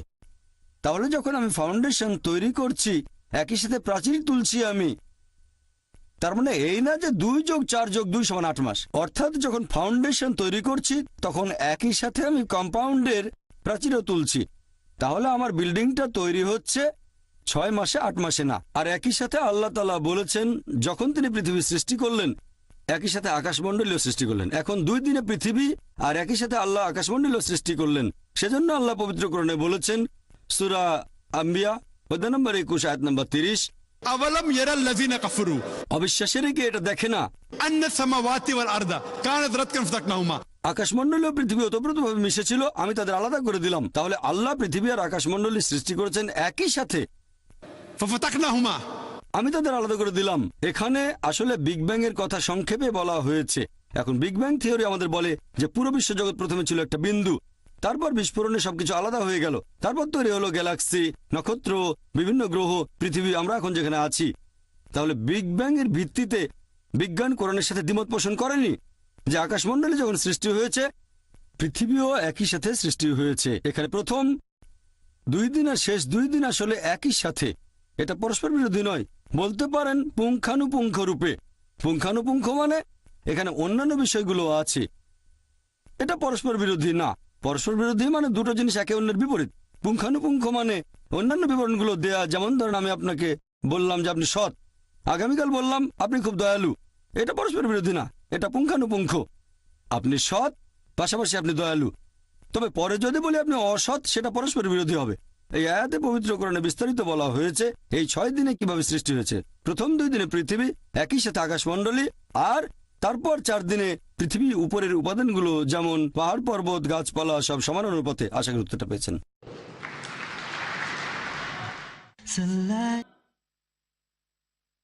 হ্যাঁ ভাই।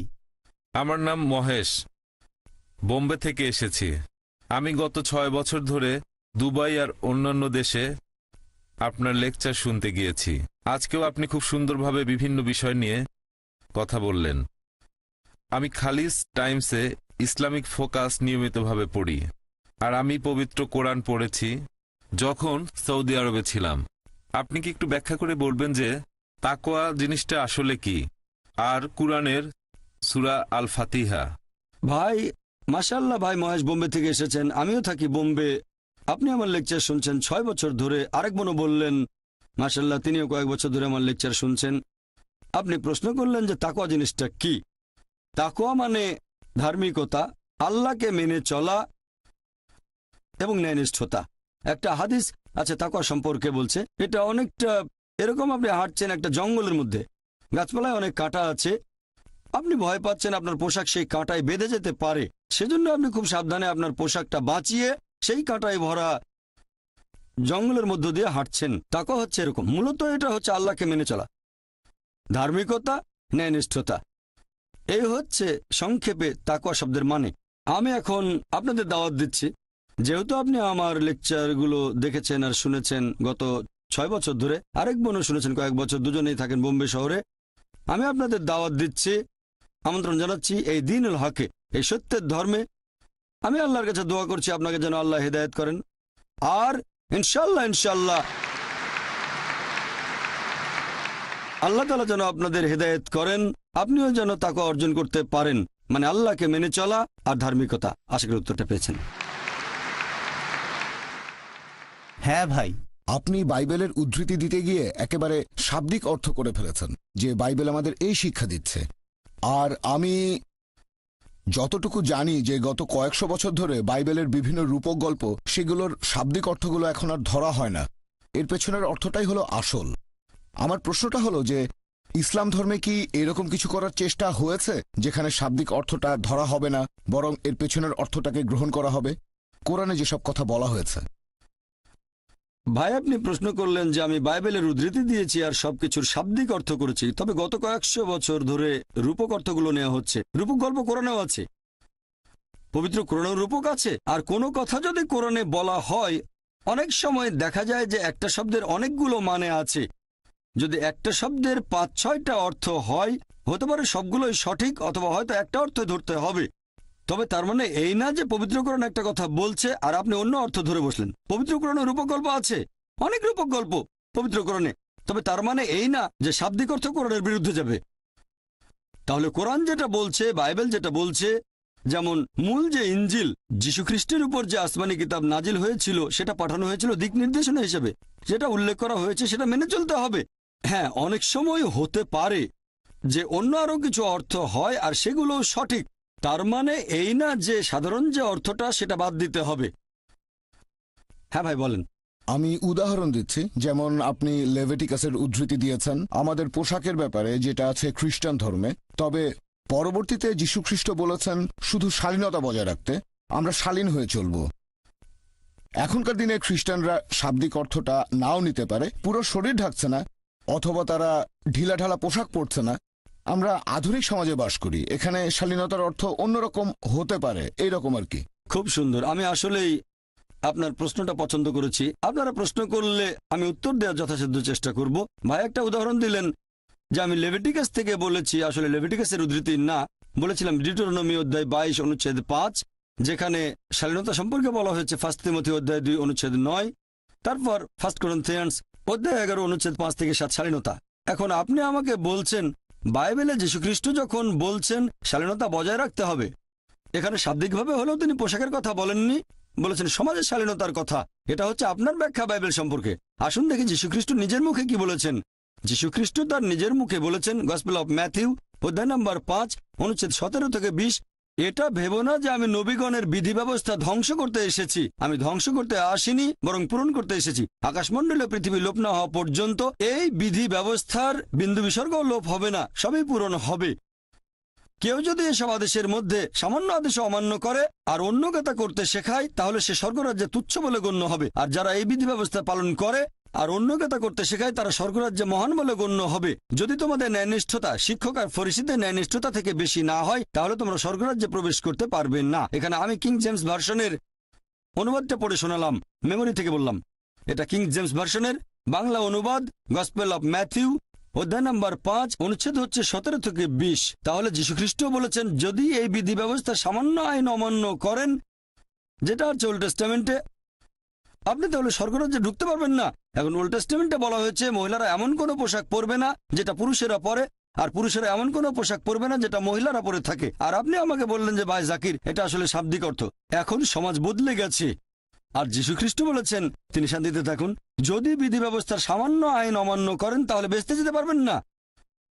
এখন আপনি কি বলবেন যীশুখ্রিস্ট আমাদের ভুল পথে পরিচালিত করার জন্য এসেছেন? মোটেই না। তিনি পরিষ্কার বলেছেন, আকাশমণ্ডল ও পৃথিবী লোপ না হওয়া পর্যন্ত এই বিধি ব্যবস্থার বিন্দু বিসর্গও লোপ হবে না, সবই পূরণ হবে। এটা আসলে পরে প্রচার করেছে পল, সেন্ট পল, যিনি নিজেই নিজেকে যীশুখ্রিস্টের শিষ্য বলে দাবি করেন। তিনিই বলেছেন, দেখো বিধি ব্যবস্থাকে ক্রুশবিদ্ধ করা হয়েছে। এটা পলের শিক্ষা। যীশুখ্রিস্ট কখনো এরকম শিক্ষা দেননি। কাকে বিশ্বাস করবেন, যীশুখ্রিস্টকে বিশ্বাস করবেন নাকি সেন্ট পলকে? তারপর যীশুখ্রিস্ট আরো বলেছেন, যদি তোমাদের ন্যায়নিষ্ঠতা শিক্ষক আর ফরিসীদের ন্যায়নিষ্ঠতার চেয়ে বেশি না হয়, যদি ইহুদিদের চেয়ে উন্নত না হও, স্বর্গরাজ্যে প্রবেশ করতে পারবে না। তার মানে বাইবেলের ওল্ড টেস্টামেন্টে যেসব কথা বলা হয়েছে, শুকরের মাংস খাবে না, শালীনতা বজায় রাখবেন, সবকিছু মানতে হবে। এজন্য আপনি দেখবেন যে চার্চে যারা নান সিস্টার, তাদের পোশাক মুসলিম মহিলাদের মতো। আপনি কি মা মেরির কোনো ফটোগ্রাফ দেখেছেন? তার পুরো শরীর ঢাকা, মাথায় কাপড়, কবজি পর্যন্ত ঢাকা, পায়ের গোড়ালি পর্যন্ত। আমি জানি না ভবিষ্যতে কি হবে, আল্লাহ জানেন। মা আমেরিকা হয়তো স্কার্ট পড়তে হতে পারে, আপনাদের ভাষায় এটাই উন্নতি। তবে আসলে তার পুরো শরীর ঢাকা। নানদের ব্যাপারটা একই রকম, নানদের পুরো শরীর ঢাকা। কেন? আর ইসলাম ধর্মে মুসলিম মহিলারা নানদের মতোই। প্রত্যেক মুসলিম মহিলা ধার্মিকতার কথা যদি বলেন, সে হবে ধার্মিক আর শালীন। এখানে আমি বলবো, খ্রিস্টান বলতে যদি তাদের বোঝানো হয় যারা যীশু খ্রিস্টের শিক্ষাগুলো মেনে চলে, তাহলে আমরা মুসলিমরা খ্রিস্টানদের চেয়ে আরো বেশি খ্রিস্টান। হ্যাঁ ভাই, আমি বলতে চাচ্ছি যে বর্তমানের এই আধুনিক সমাজ ব্যবস্থায় আমরা আধুনিকভাবে সবকিছুর ব্যাখ্যা করব। আমরা সব ক্ষেত্রে শাব্দিক অর্থটা হয়তো ধরব না। আপনি যেভাবে ধর্মগ্রন্থের উদ্ধৃতি দিলেন সেভাবে ধরব না। আমরা বোঝার চেষ্টা করব যে যীশুখ্রিস্ট তিনি এই কথাগুলো দিয়ে আসলে কি বোঝাতে চেয়েছিলেন। আমরা ওল্ড টেস্টামেন্টের কথাগুলো মেনে চলব, তবে হয়তো শাব্দিক অর্থ না, বোঝার চেষ্টা করব তিনি কি বুঝিয়েছেন এই পোশাকের কথা বলে। যিশু বলেছেন এগুলো না থাকলে স্বর্গে যেতে পারবে না। এখন আধুনিক একজন মানুষ, সে হয়তো এই কথাটাকে অন্যভাবে ব্যাখ্যা করতে পারে, অন্যভাবে দেখতে পারে। ভাই আপনার কথাটা যদি মেনে নেই যে প্রত্যেক যুগে নতুন ব্যাখ্যা দেয়া হবে, তাহলে এই বাইবেলের প্রয়োজনটা কি? কোরআনের প্রয়োজন কি? যদি আপনি বারবার যুগের সাথে তাল মিলিয়ে ব্যাখ্যা করতে থাকেন আর আধুনিক সমাজের দৃষ্টিভঙ্গি যদি বাইবেলের ভেতরে ঢোকাতে চান, তাহলে বাইবেলের প্রয়োজনটা কি? বাইবেল তাহলে দরকার হবে কেন? কেন প্রয়োজন হবে বাইবেল? আপনি এভাবে বলতে পারেন যে বিজ্ঞান আর প্রযুক্তি আরো উন্নত হলে আপনি বাইবেল আরো ভালোভাবে বুঝতে পারবেন, কোরআন ভালোভাবে বুঝতে পারবেন, তাহলে আমার কোনো আপত্তি নেই। কিন্তু যদি বলেন আধুনিক সমাজ ব্যবস্থার উপর ভিত্তি করে আমরা নতুন ব্যাখ্যা করব, কোরআন আর বাইবেলের এটার কোনো মানেই হয় না। আল্লাহ আমাদের সৃষ্টিকর্তা, তিনি জানেন কোনটা আমাদের জন্য ভালো। আপনি বলতে চাচ্ছেন আল্লাহকে এটা জানেন না, আল্লাহকে ছোট করে দেখছেন। এটার মানে আপনি বলতে চাচ্ছেন যে আল্লাহ জানেন না সমাজ ব্যবস্থায় পরিবর্তন আসে। যদি পবিত্র কোরআন পড়ে দেখেন, যদিও এটা নাজিল হয়েছে 1400 বছর আগে, তারপরও কোরআনের এমন একটা কথা আপনি দেখাতে পারবেন না যেটা প্রতিষ্ঠিত কোনো বৈজ্ঞানিক তথ্যের বিরুদ্ধে যায়। এটা জানেন?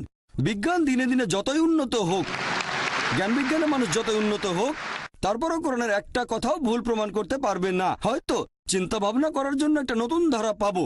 যদি বিজ্ঞান উন্নত হয়, তাহলে আমরা হয়তো কোরআনের কিছু কথা আরো ভালো করে বুঝতে পারবো।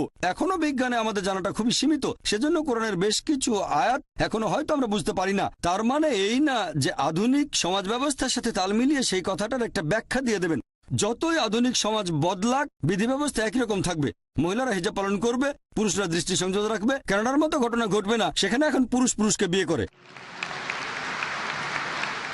ইসলাম ধর্ম সবসময় সংখ্যাগরিষ্ঠতায় বিশ্বাস করে না, বিশ্বাস করে সত্যকে। সত্য জিতবে, বিজয়ী হবেই। আর যীশু খ্রিস্ট নিজের মুখেই বলেছেন, সত্যকে খোঁজো, সত্য তোমাকে মুক্তি দেবে। আমরা এমন গণতন্ত্রে বিশ্বাস করি না। হয়তো আজকে বললেন ঠিক আছে সমকামীরা বিয়ে করতে পারবে, তারপর শালীনতা বদলে গেছে, মহিলারা কম কাপড় পরবে। এগুলো হচ্ছে মানুষের বানানো আইন।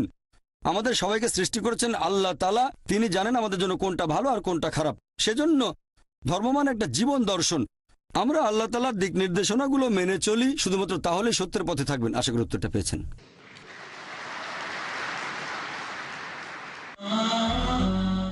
হ্যাঁ বোন। আসসালামু আলাইকুম। আমার নাম আয়শা, ফিলিপাইন্স থেকে এসেছি। আমার একটা প্রশ্ন আছে। আমি 1 বছর আগে মুসলিম হয়েছি। আমি আসলে আলহামদুলিল্লাহ, আমি আসলে কয়েকটা বিষয় নিয়ে বলতে চাই। 1 নম্বর, আমি দেখেছি যে বেশিরভাগ মুসলিম তারা অন্য ধর্মের দুর্বলতা বা সীমাবদ্ধতাগুলো নিয়ে কথা বলে থাকে। আমরা কেন ভালো জিনিসগুলোকে দৃষ্টান্ত হিসেবে তুলে ধরছি না তাদের সামনে? আজকে আপনার লেকচারে যেমন শুনলাম, আমরা খ্রিস্টানদের চাইতে উন্নত। বর্তমানে আমি ইসলামিক সেন্টারে পড়াশোনা করছি। সেখানে আমাদেরকে এভাবে শেখানো হয়েছে যে একজন মানুষ কখনোই অন্য আরেকজন মানুষকে বিচার করতে পারে না। একমাত্র আল্লাহ সুবহানাহু ওয়া তাআলাই বলতে পারেন যে অমুক লোকটার অন্তর ভালো, সে ভালো লোক। পৃথিবীর কোনো মানুষ বিচার করতে পারে না। আপনি এই ব্যাপারে কি বলবেন? বোন, আপনি প্রশ্ন করলেন যে একমাত্র আল্লাহ তাআলাই বিচার করতে পারেন আমাদের অন্তর। আমি আপনার সঙ্গে একমত। আপনি বললেন যে আমরা কেন এভাবে বলি যে আমরা তুলনায় উন্নত, আমরা ভালো জিনিসগুলো উপস্থাপন করব। বোন, আমি আজকের লেকচারে যেটা করেছি, আমি খ্রিস্টান ধর্মের ভালো জিনিসগুলো নিয়েছি। আমি খ্রিস্টানদের উদ্দেশ্যে বলেছি যে যদি আপনারা যীশু খ্রিস্টের দেয়া শিক্ষাগুলো মেনে চলেন তাহলে সেটা হবে ভালো। আমি তাদের উপরে তুলেছি, তাদেরকে ছোট করতে চাচ্ছি না। আপনি আমার কথাগুলো বুঝতে পারেননি। আমি আসলে বোঝাতে চেয়েছি, যখন এই কথাটা বলেছিলাম যে খ্রিস্টান বলতে যদি তাদের বোঝায় যারা যীশু খ্রিস্টের শিক্ষাগুলো ভালোভাবে মেনে চলে, তাহলে আমরা মুসলিমরা খ্রিস্টানদের চেয়ে আরো বেশি খ্রিস্টান। কোরআনের আয়াত মেনে আমি বলার চেষ্টা করেছি, تعالوا إلى كلمة سواء بيننا وبينكم। এসো সেই কথায় যা তোমাদের ও আমাদের মধ্যে এক। আমি কখনোই বলিনি যে আমরা তাদের চেয়ে উন্নত, বলেছি বাইবেলকে তাদের চেয়ে বেশি মানি, এটাই বলেছি। তারপর বলেছি আপনারাও কেন বাইবেলের কথাগুলো মেনে চলেন না, অন্তত সেগুলো মানেন যেটা কমন। আমি বাইবেল থেকে ভালো জিনিসগুলো নিয়েছি। যদি আপনাদের বাইবেল বলে যে শালীনতা বজায় রাখো, মহিলারা মাথায় কাপড় দেবে, মহিলারা পর্দার আড়ালে থাকবে, মহিলারা শালীন হবে, আমি বলছি আপনারা শালীন থাকছেন না কেন? কখন প্রমাণ করার চেষ্টা করলাম যে আমরা হচ্ছি উন্নত তাদের চেয়ে? আমি বলতে চেয়েছি আসুন আমরা অন্তত সেগুলো মেনে চলার চেষ্টা করি যেগুলো কমন। এটা আমার বানানো কৌশল না, আমাদের সৃষ্টিকর্তা আল্লাহ তাআলা এটা বলেছেন, এটা আমার বানানো না।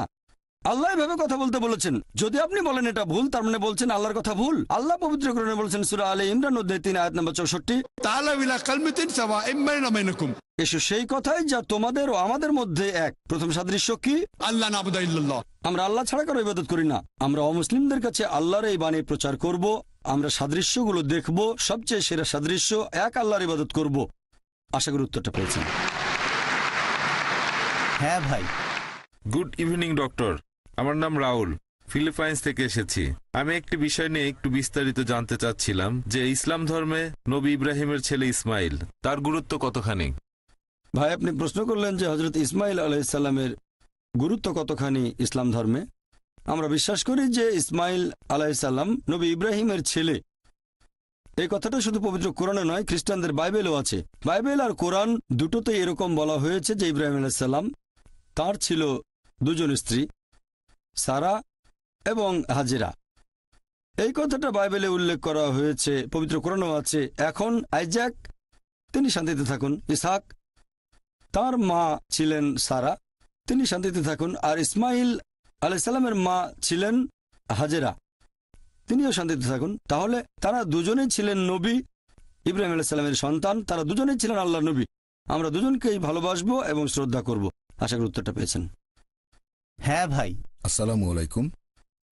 আমার প্রশ্নটা আগের এক মহিলার প্রশ্নের কথার প্রসঙ্গ ধরে, যিনি বলেছিলেন যে ধর্মের মধ্যে ভালো জিনিসগুলো দৃষ্টান্ত হিসেবে তুলে ধরতে হবে। এখন আমি বিশ্বাস করি যে ইসলাম হচ্ছে বড় একটা চেইনের ছোট একটা অংশ। এখানে প্রথমে আমাদেরকে দেখতে হবে ইহুদি ধর্ম, খ্রিস্টান ধর্ম, তারপর ইসলাম। একজন সত্যিকারের মুসলিম হতে গেলে আপনাকে প্রথমে বিশ্বাস করতে হবে ইহুদি আর খ্রিস্টান ধর্ম। আমার প্রশ্নটা হলো, ইসলাম ধর্ম যীশুখ্রিস্টের ক্রুশবিদ্ধ হওয়া সম্পর্কে কি বলেছে? আমি যীশুখ্রিস্টের ক্রুশবিদ্ধ হওয়ার উপরে ইসলামিক গল্পটা বিস্তারিত জানতে চাচ্ছিলাম। আর আমার মনে হয় যদি এই ব্যাপারগুলো পরিষ্কারভাবে ব্যাখ্যা করা যায় তাহলে আমাদের মধ্যে আর তেমন কোনো পার্থক্য থাকবে না, মাঝখানের দূরত্বটাও অনেকখানি কমে যাবে। ভাই, আপনি প্রশ্ন করলেন, এখানে একটা প্রশ্নের ভেতরে দুটো অংশ। আপনার মতো একজন মুসলিম তখনই মুসলিম হতে পারে যদি আগে ইহুদি আর খ্রিস্টান ধর্ম বুঝে তারপর ইসলাম বুঝতে চায়। আমি এটা মানতে পারছি না। আল্লাহ পবিত্র কোরআনে বলেছেন সূরা আলে ইমরান অধ্যায় নম্বর 3 আয়াত নম্বর 19, إن الدين عند الله الإسلام।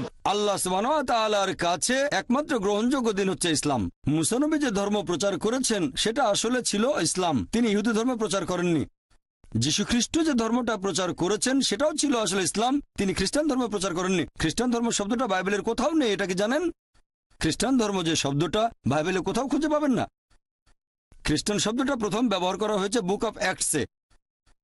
বুক অফ অ্যাক্টস বলছে যে অ্যান্টিওকের লোকজন তারা যীশু খ্রিস্টের অনুসারীদেরকে ডাকতো খ্রিস্টান বলে, এই নামটা দেওয়া হয়েছে আর সেটা দিয়েছে অ্যান্টিওকের লোকজন।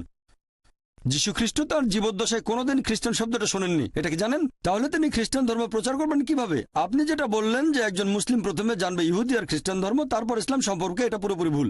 إن الدين عند الله الإسلام। আল্লাহর কাছে একমাত্র গ্রহণযোগ্য দিন হচ্ছে ইসলাম। আল্লাহর সব নবী রাসূলগণ প্রচার করেছেন ইসলাম। আপনি এখনকার দিনে যে বাইবেল আর অন্যান্য ধর্মগ্রন্থ দেখছেন এগুলো আসলে মূল আসমানি কিতাবের বিকৃত রূপ। এবার আপনার প্রশ্নটা যে ইসলাম যিশুর ক্রুশবিদ্ধ হওয়া সম্পর্কে কি বলে, এ ব্যাপারে ইসলামের দৃষ্টিভঙ্গিটা কেমন? কোরআন বলছে সূরা নিসা অধ্যায় নম্বর 4 আয়াত নম্বর 157 যে তারা বড়াই করে বলে আমরা মরিয়মের পুত্র যিশুকে হত্যা করেছি। ইহুদিরা তারা বড়াই করে বলে আমরা মরিয়মের পুত্র যিশুকে হত্যা করেছি।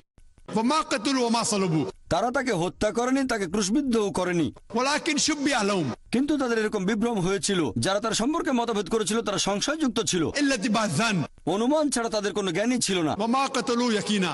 আর এটা ছিল নিশ্চিত যে তারা তাকে হত্যা করেনি। তাহলে পবিত্র কোরআন অনুযায়ী ইহুদিরা বড়াই করে বলেছিল তারা যিশু আলাইহিস সালামকে হত্যা করেছে, তবে তারা তাকে হত্যা করেনি, তাকে ক্রুশবিদ্ধও করেনি, কিন্তু তাদের এরকম বিভ্রম হয়েছিল। যারা মতভেদ করেছিল তারা সংশয়যুক্ত ছিল, অনুমান ছাড়া তাদের কোনো জ্ঞান ছিল না, এটা নিশ্চিত তারা তাকে হত্যা করেনি। তাহলে পবিত্র কোরআনের ভিত্তিতে আমরা বিশ্বাস করি যীশু খ্রিস্ট ক্রুশবিদ্ধ হয়ে মারা যাননি। মানুষের এরকম বিভ্রম হয়েছিল। আমি একটা বিতর্ক করেছিলাম যে যীশু খ্রিস্ট কি সত্যি ক্রুশবিদ্ধ হয়েছিলেন।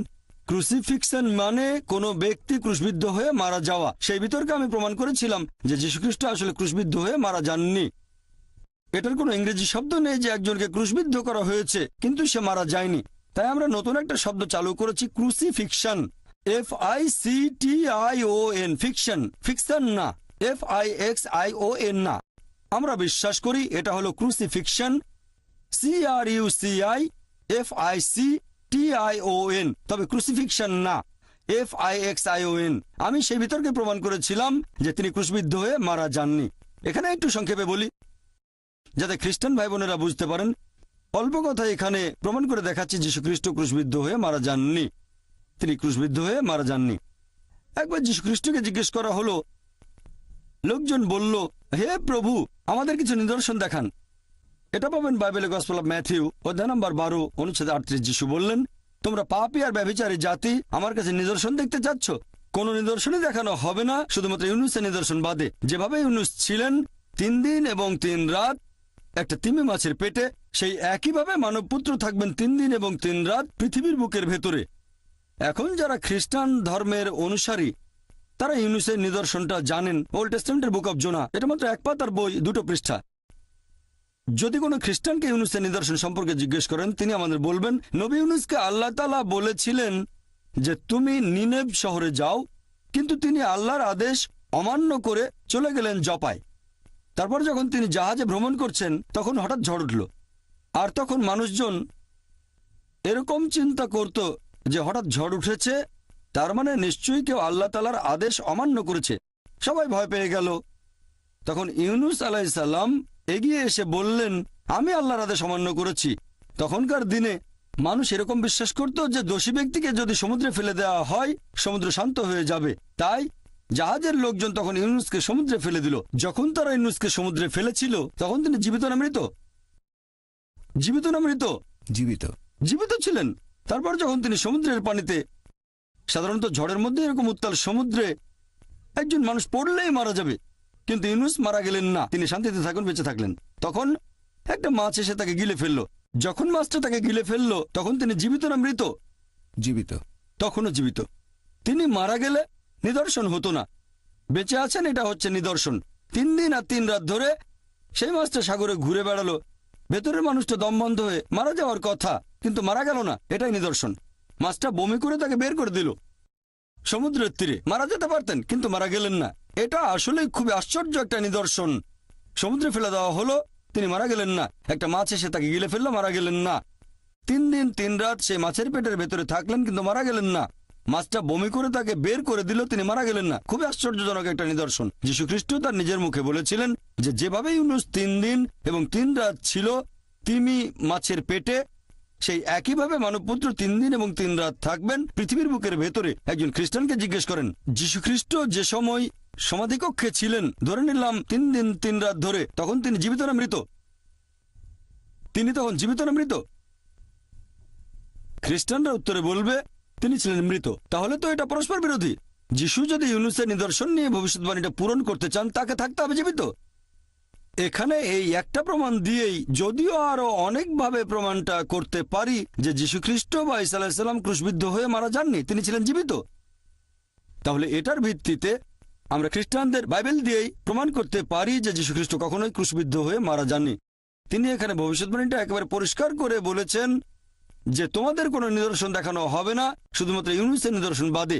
যেভাবে ইউনুস 3 দিন এবং 3 রাত ছিলেন তিমি মাছের পেটে, একইভাবে মানবপুত্র 3 দিন এবং 3 রাত থাকবেন পৃথিবীর বুকের ভেতরে। আপনারা যদি ভালো করে খেয়াল করেন যে 3 দিন আর 3 রাত এটাও কিন্তু পূরণ হয়নি। শুক্রবারে যিশুকে ক্রুশবিদ্ধ করা হলো, শনিবার আরম্ভ হওয়ার আগেই তাকে নামানো হলো, তারপর তাকে সমাধিকক্ষের ভেতরে রাখা হলো, সেখানে রাখা হলো শুক্রবার রাতে। শনিবারে সারাদিন তিনি সেখানে, শনিবার রাত, রবিবার সকালে তিনি আর নেই। তাহলে হচ্ছে 2 রাত 1 দিন, 3 দিন 3 রাতের ভবিষ্যৎবাণীটাও এখানে পূরণ হচ্ছে না। তবে নিশ্চয়ই তিনি তার এই ভবিষ্যৎবাণী পূরণ করেছেন যে ইউনুসের মতো যিশুকে জীবিত থাকতে হবে। আমি এই বাইবেল থেকে বিভিন্ন রকম যুক্তি দিয়ে প্রমাণ করেছি যে যীশু খ্রিস্ট ক্রুশবিদ্ধ হয়ে মারা যাননি। আমার ভিডিও ক্যাসেট দেখেন। একবার বিতর্ক করেছিলাম এক আরব খ্রিস্টানের সাথে, ইরাকি খ্রিস্টান। যিশু কি সত্যি ক্রুশবিদ্ধ হয়েছিলেন সেখানে প্রমাণ করেছি তিনি ক্রুশবিদ্ধ হয়ে মারা যাননি, আল্লাহ উপরে তুলে নিয়েছেন। আশা করি উত্তরটা পেয়েছেন।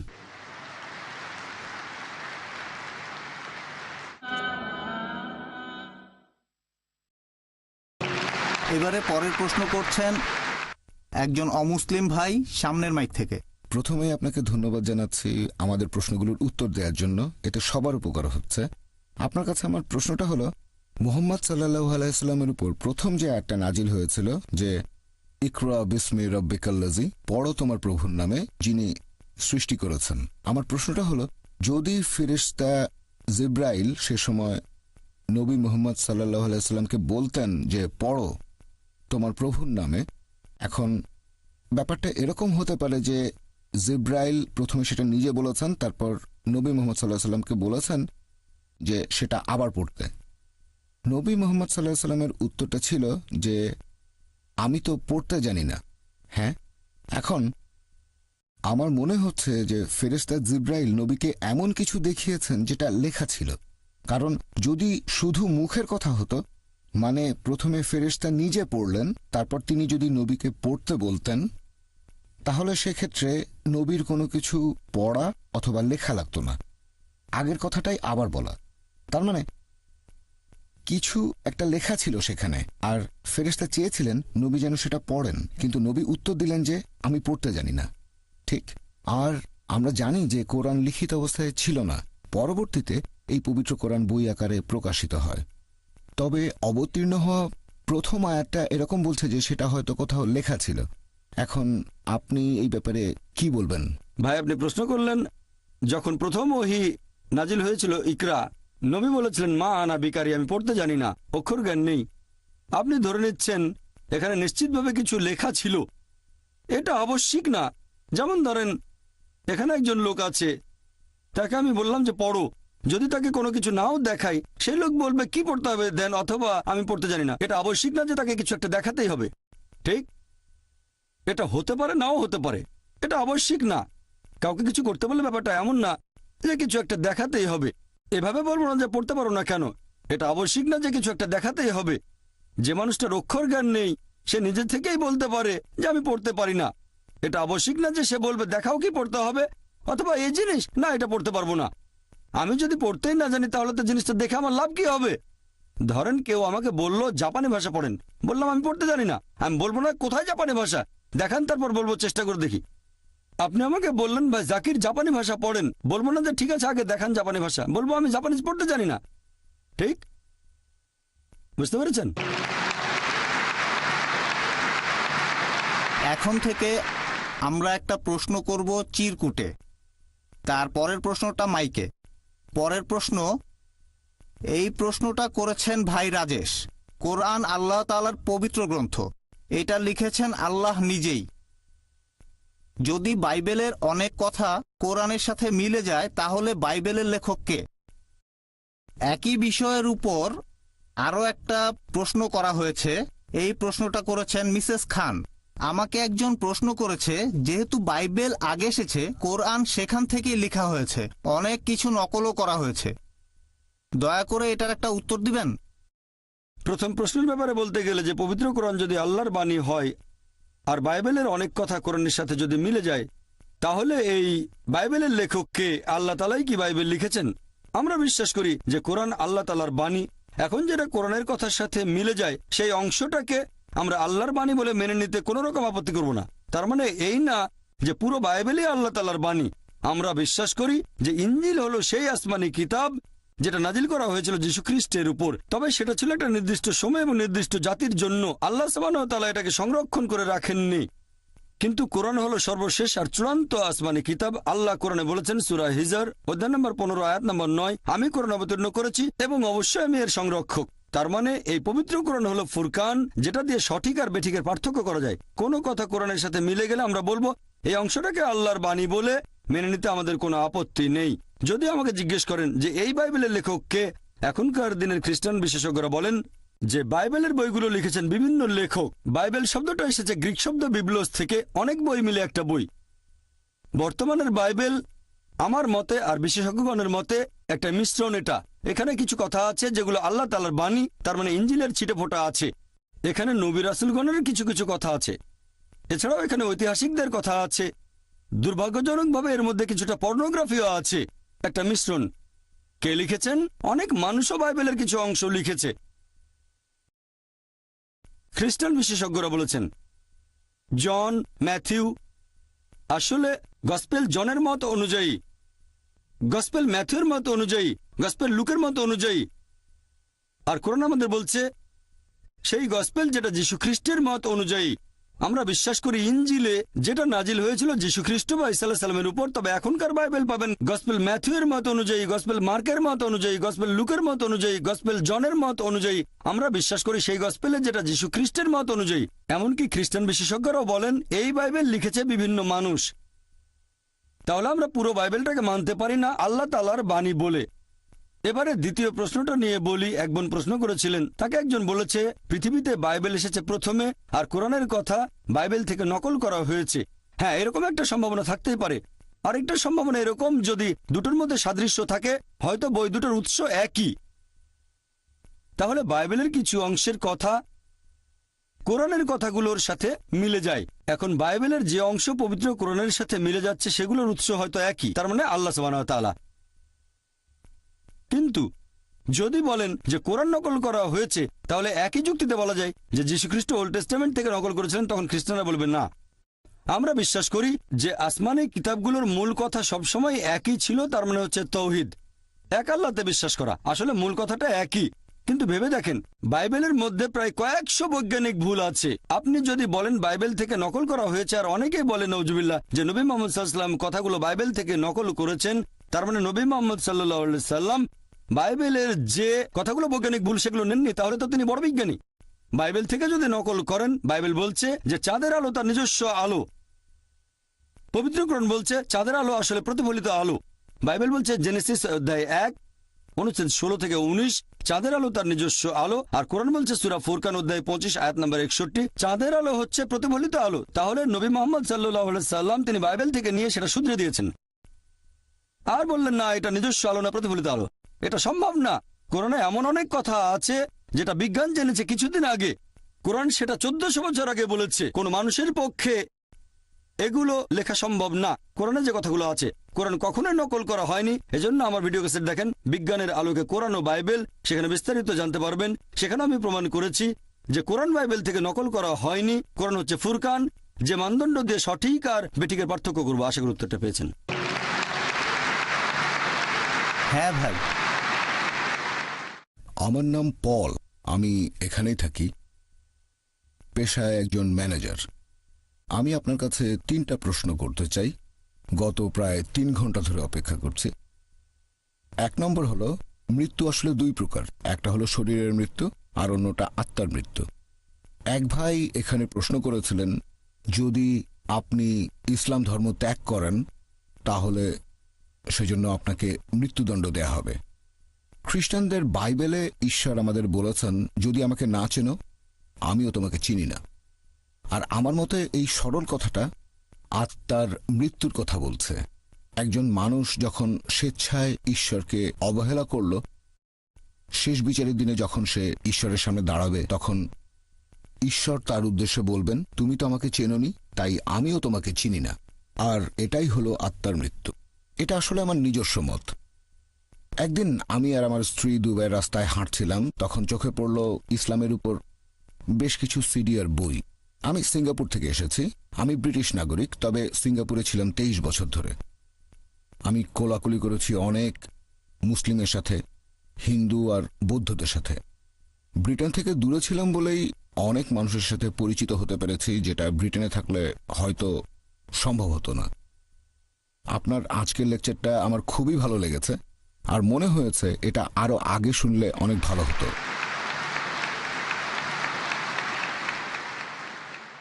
ইসলাম ধর্মের ভেতরে একটা ব্যাপার আমি বেশ ভালোভাবেই খেয়াল করেছি যে মুসলিমরা শয়তান নিয়ে কথা বলে না, পাপ নিয়েও কোনো রকম কথা বলে না। আমি দ্বিধায় পড়েছিলাম, কারণ খ্রিস্টান ধর্মে ভালো আর মন্দের ভেতরে সবসময় একটা যুদ্ধ চলছে। বাইবেলের ওল্ড টেস্টামেন্ট এই বইটাই আমি সবার আগে পড়েছি। এটার কথার সাথে ইসলাম ধর্মের অনেক সাদৃশ্য আছে।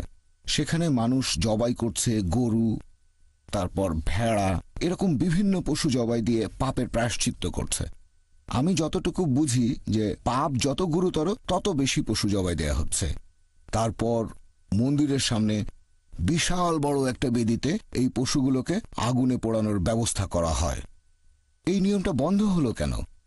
ইসলাম ধর্ম যখন ওল্ড টেস্টামেন্ট থেকে অনেক কিছুই গ্রহণ করেছে, মানে আমি ওল্ড টেস্টামেন্ট সম্পর্কে যতটা জানি, ইব্রাহিমের একজন স্ত্রীর নাম ছিল সারা। আপনারা কিভাবে জানলেন? আপনারা জেনেছেন কারণ লিপিবদ্ধ করা হয়েছে। তাহলে কি আপনি এটা মানবেন যে নিউ টেস্টামেন্ট, সেখানে যেসব মানুষজন এর বইগুলো লিখেছেন তারা কি এখানে সত্যি কথা বলেছেন? আশা করছি আপনি আমার এই প্রশ্নগুলোর উত্তর দেবেন। তারা কি সত্যি কথা বলছেন, নাকি সেখানে সবকিছুই বানানো কথা? আর এছাড়াও এখনকার দিনে আমরা কেন সেই আগের মতো আমাদের পাপের প্রায়শ্চিত্ত করার জন্য পশু হত্যা করছি না? কারণ তাহলে আমরা ক্ষমা পেতে পারি। আমি শেষ যে পয়েন্টটা নিয়ে কথা বলবো, আমি নিজেও এটা জেনে খুব অবাক হয়েছিলাম। এটা জেনেছিলাম সিঙ্গাপুরে। যিশুকে যখন ক্রুশবিদ্ধ করা হয়েছিল তখন সেখানে বেশ কিছু ঐতিহাসিক বাস করতেন। তারা খ্রিস্টান ছিল না। তারা আসলে কোন ধর্মের ছিল সেই ব্যাপারে কোনো রেফারেন্সই নেই। তারা লিখেছিলেন যে যীশু খ্রিস্ট নামে একজন মানুষ ছিলেন, আমরা মানি তিনি ছিলেন, আর মুসলিম হিসেবে আপনারাও এটা মানেন যে তিনি ছিলেন, আর তাকে সে সময় ক্রুশবিদ্ধ করা হয়েছিল। এখন এটা বাইবেলে লিপিবদ্ধ করেছেন সেই সব মানুষজন যাদের ব্যাপারে আমি জিজ্ঞাসা করেছিলাম, যেমন মার্ক, ম্যাথিউ, লুক আর জন পৃথিবীতে ছিলেন। এখন এগুলো কি সবই বানানো গল্প? কারণ অন্যান্য আরও অনেক ঘটনাও তো লেখা আছে। যীশু খ্রিস্টের বিভিন্ন কথা, সেগুলো লাল কালি দিয়ে লেখা আছে রেড লেটার বাইবেলে। আমরা কিভাবে বলতে পারি যে এই ব্যাপারটা ঘটেছে অথবা এই ব্যাপারটা ঘটেনি? দুঃখিত, অনেক লম্বা প্রশ্ন করলাম।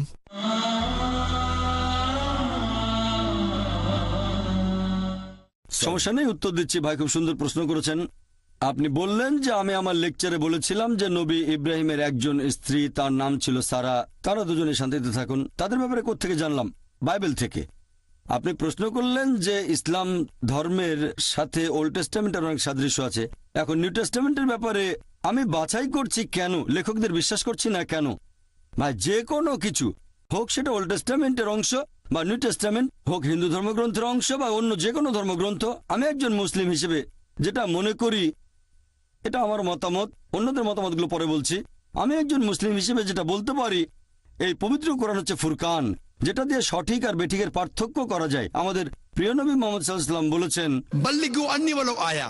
মাত্র একটা আয়াত জানলেও তা প্রচার করো। আর আহলে কিতাবীদের গ্রন্থ থেকে উদ্ধৃতি দিলেও কোনো সমস্যা নেই। এখন ইহুদি আর খ্রিস্টানদের ধর্মগ্রন্থ সম্পর্কে যদি কিছু বলতে হয়, এখানে 3টা নিয়ম মানতে হবে।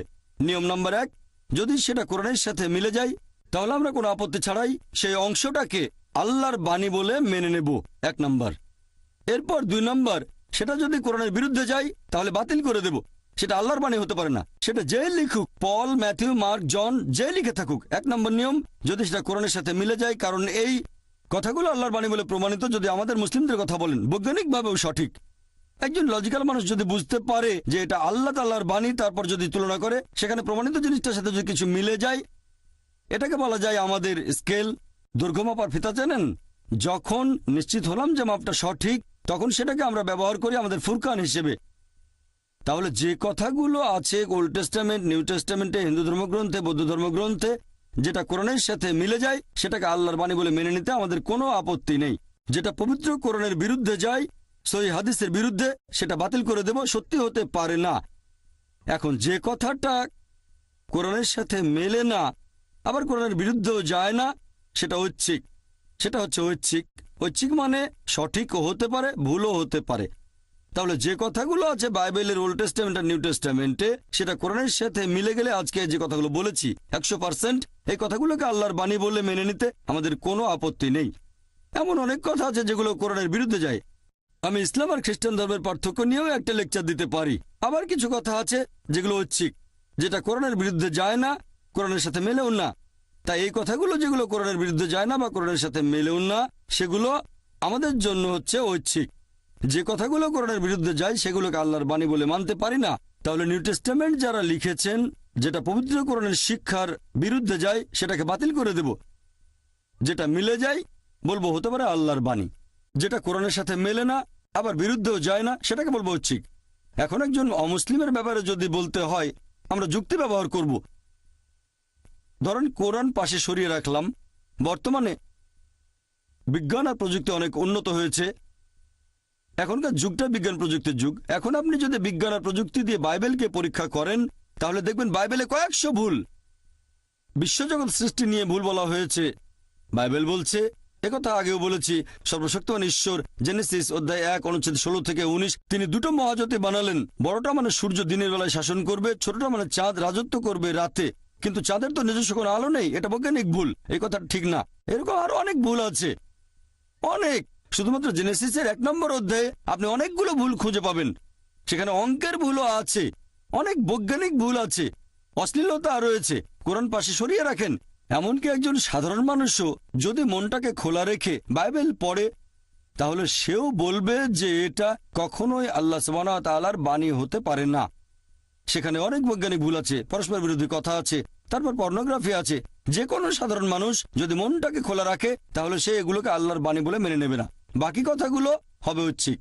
আমরা যাচাই করার ব্যাপারে এরকম কিছু নিয়ম মেনে চলি।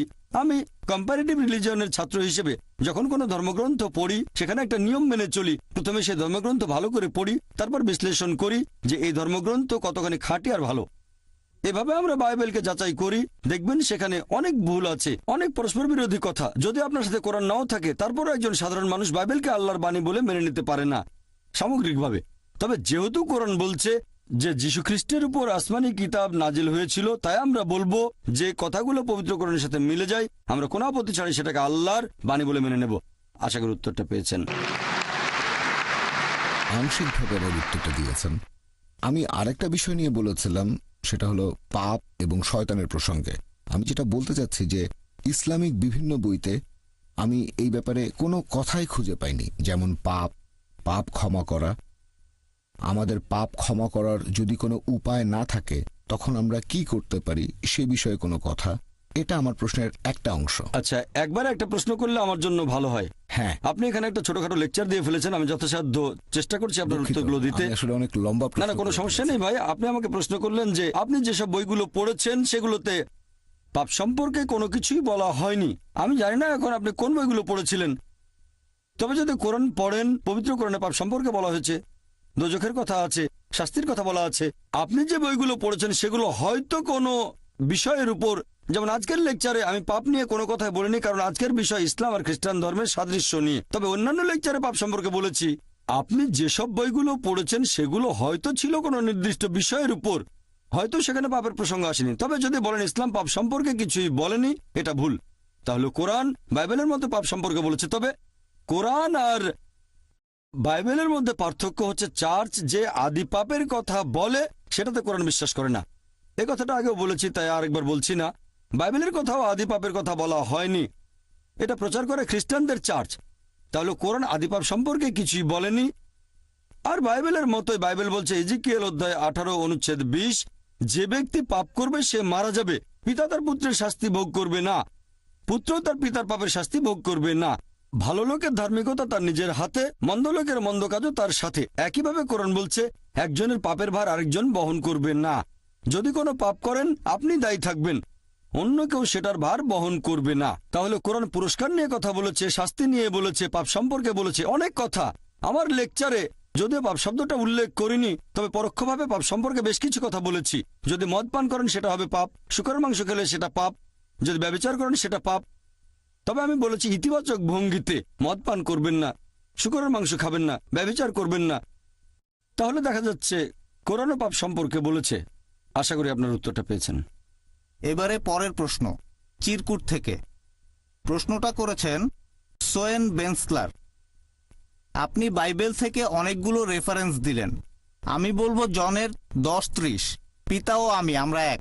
ভাই, আপনি বাইবেল থেকে উদ্ধৃতি দিলেন গসপেল অফ জন অধ্যায় 10 অনুচ্ছেদ 30, পিতা ও আমি আমরা এক। এখানে পিতা ও আমি এভাবে বলা হয়নি, বলা হয়েছে আমিও পিতা আমরা এক। পিতা ও আমি বলা হয়নি। এখন এই উদ্ধৃতি আমিও পিতা আমরা এক, কথাটা বুঝতে গেলে আপনাকে প্রসঙ্গটা জানতে হবে। কি জন্য এটা বলা হয়েছে যে আমিও পিতা আমরা এক। প্রসঙ্গটা জানতে কয়েকটা অনুচ্ছেদ আগে যাব আমরা। বাইবেলের গসপেল অফ জন অধ্যায় 10 অনুচ্ছেদ 23, এখানে প্রসঙ্গটা বলা হয়েছে যে ইহুদিরা মন্দির চত্বরে সুলাইমানের বারান্দায় এসে জড়ো হলো, অনুচ্ছেদ 23। অনুচ্ছেদ 24 বলছে যে ইহুদিরা তখন যীশুখ্রিস্টের সামনে আসলো, তাকে জিজ্ঞেস করলো, আপনি আর কতদিন আমাদের অনিশ্চয়তার ভেতরে রাখবেন? যদি আপনি মসীহ হন তাহলে স্পষ্ট করে বলেন। অনুচ্ছেদ 25 বলছে আমি তোমাদের বলেছি কিন্তু তোমরা সেটা বিশ্বাস করোনি। পিতার নামে যে অলৌকিক কাজ করি সেগুলোই তো আমার বিষয়ে সাক্ষ্য দিচ্ছে। অনুচ্ছেদ 26 বলছে তোমরা আমাকে বিশ্বাস করোনি কারণ তোমরা আমার মেষের পাল নও। অনুচ্ছেদ 27 বলছে আমার মেষেরা আমার কথা শোনে, আমাকে অনুসরণ করে। অনুচ্ছেদ 28 বলছে আমি তাদের অনন্ত জীবন দেই, আমার হাত থেকে তাদের কেউ কেড়ে নিতে পারবে না। অনুচ্ছেদ 29 বলছে আমার পিতা তাদেরকে আমায় দিয়েছেন, তিনি সবার চেয়ে মহান, কেউ পিতার হাত থেকে কিছুই কেড়ে নিতে পারবে না। আমিও পিতা আমরা এক। তাহলে প্রসঙ্গ অনুযায়ী এর মানে উদ্দেশ্য এক। অনুচ্ছেদ 28 বলছে আমার হাত থেকে কেউ তাদের কেড়ে নিতে পারবে না। অনুচ্ছেদ 29 বলছে আমার পিতা সবার চেয়ে মহান, কেউ পিতার হাত থেকে কোনো কিছু কেড়ে নিতে পারবে না। অনুচ্ছেদ 30 আমিও পিতা আমরা এক। তাহলে এর মানে তাদের উদ্দেশ্য এক। যদি বলি যে আমার বাবা একজন মেডিকেল ডাক্তার, তিনি আসলে একজন ডাক্তার, আমিও মেডিকেল ডাক্তার, আমি আর আমার বাবা এক, এটার মানে আমরা পেশার ক্ষেত্রে এক। এমন না যে দুজনে একটা ব্যক্তি।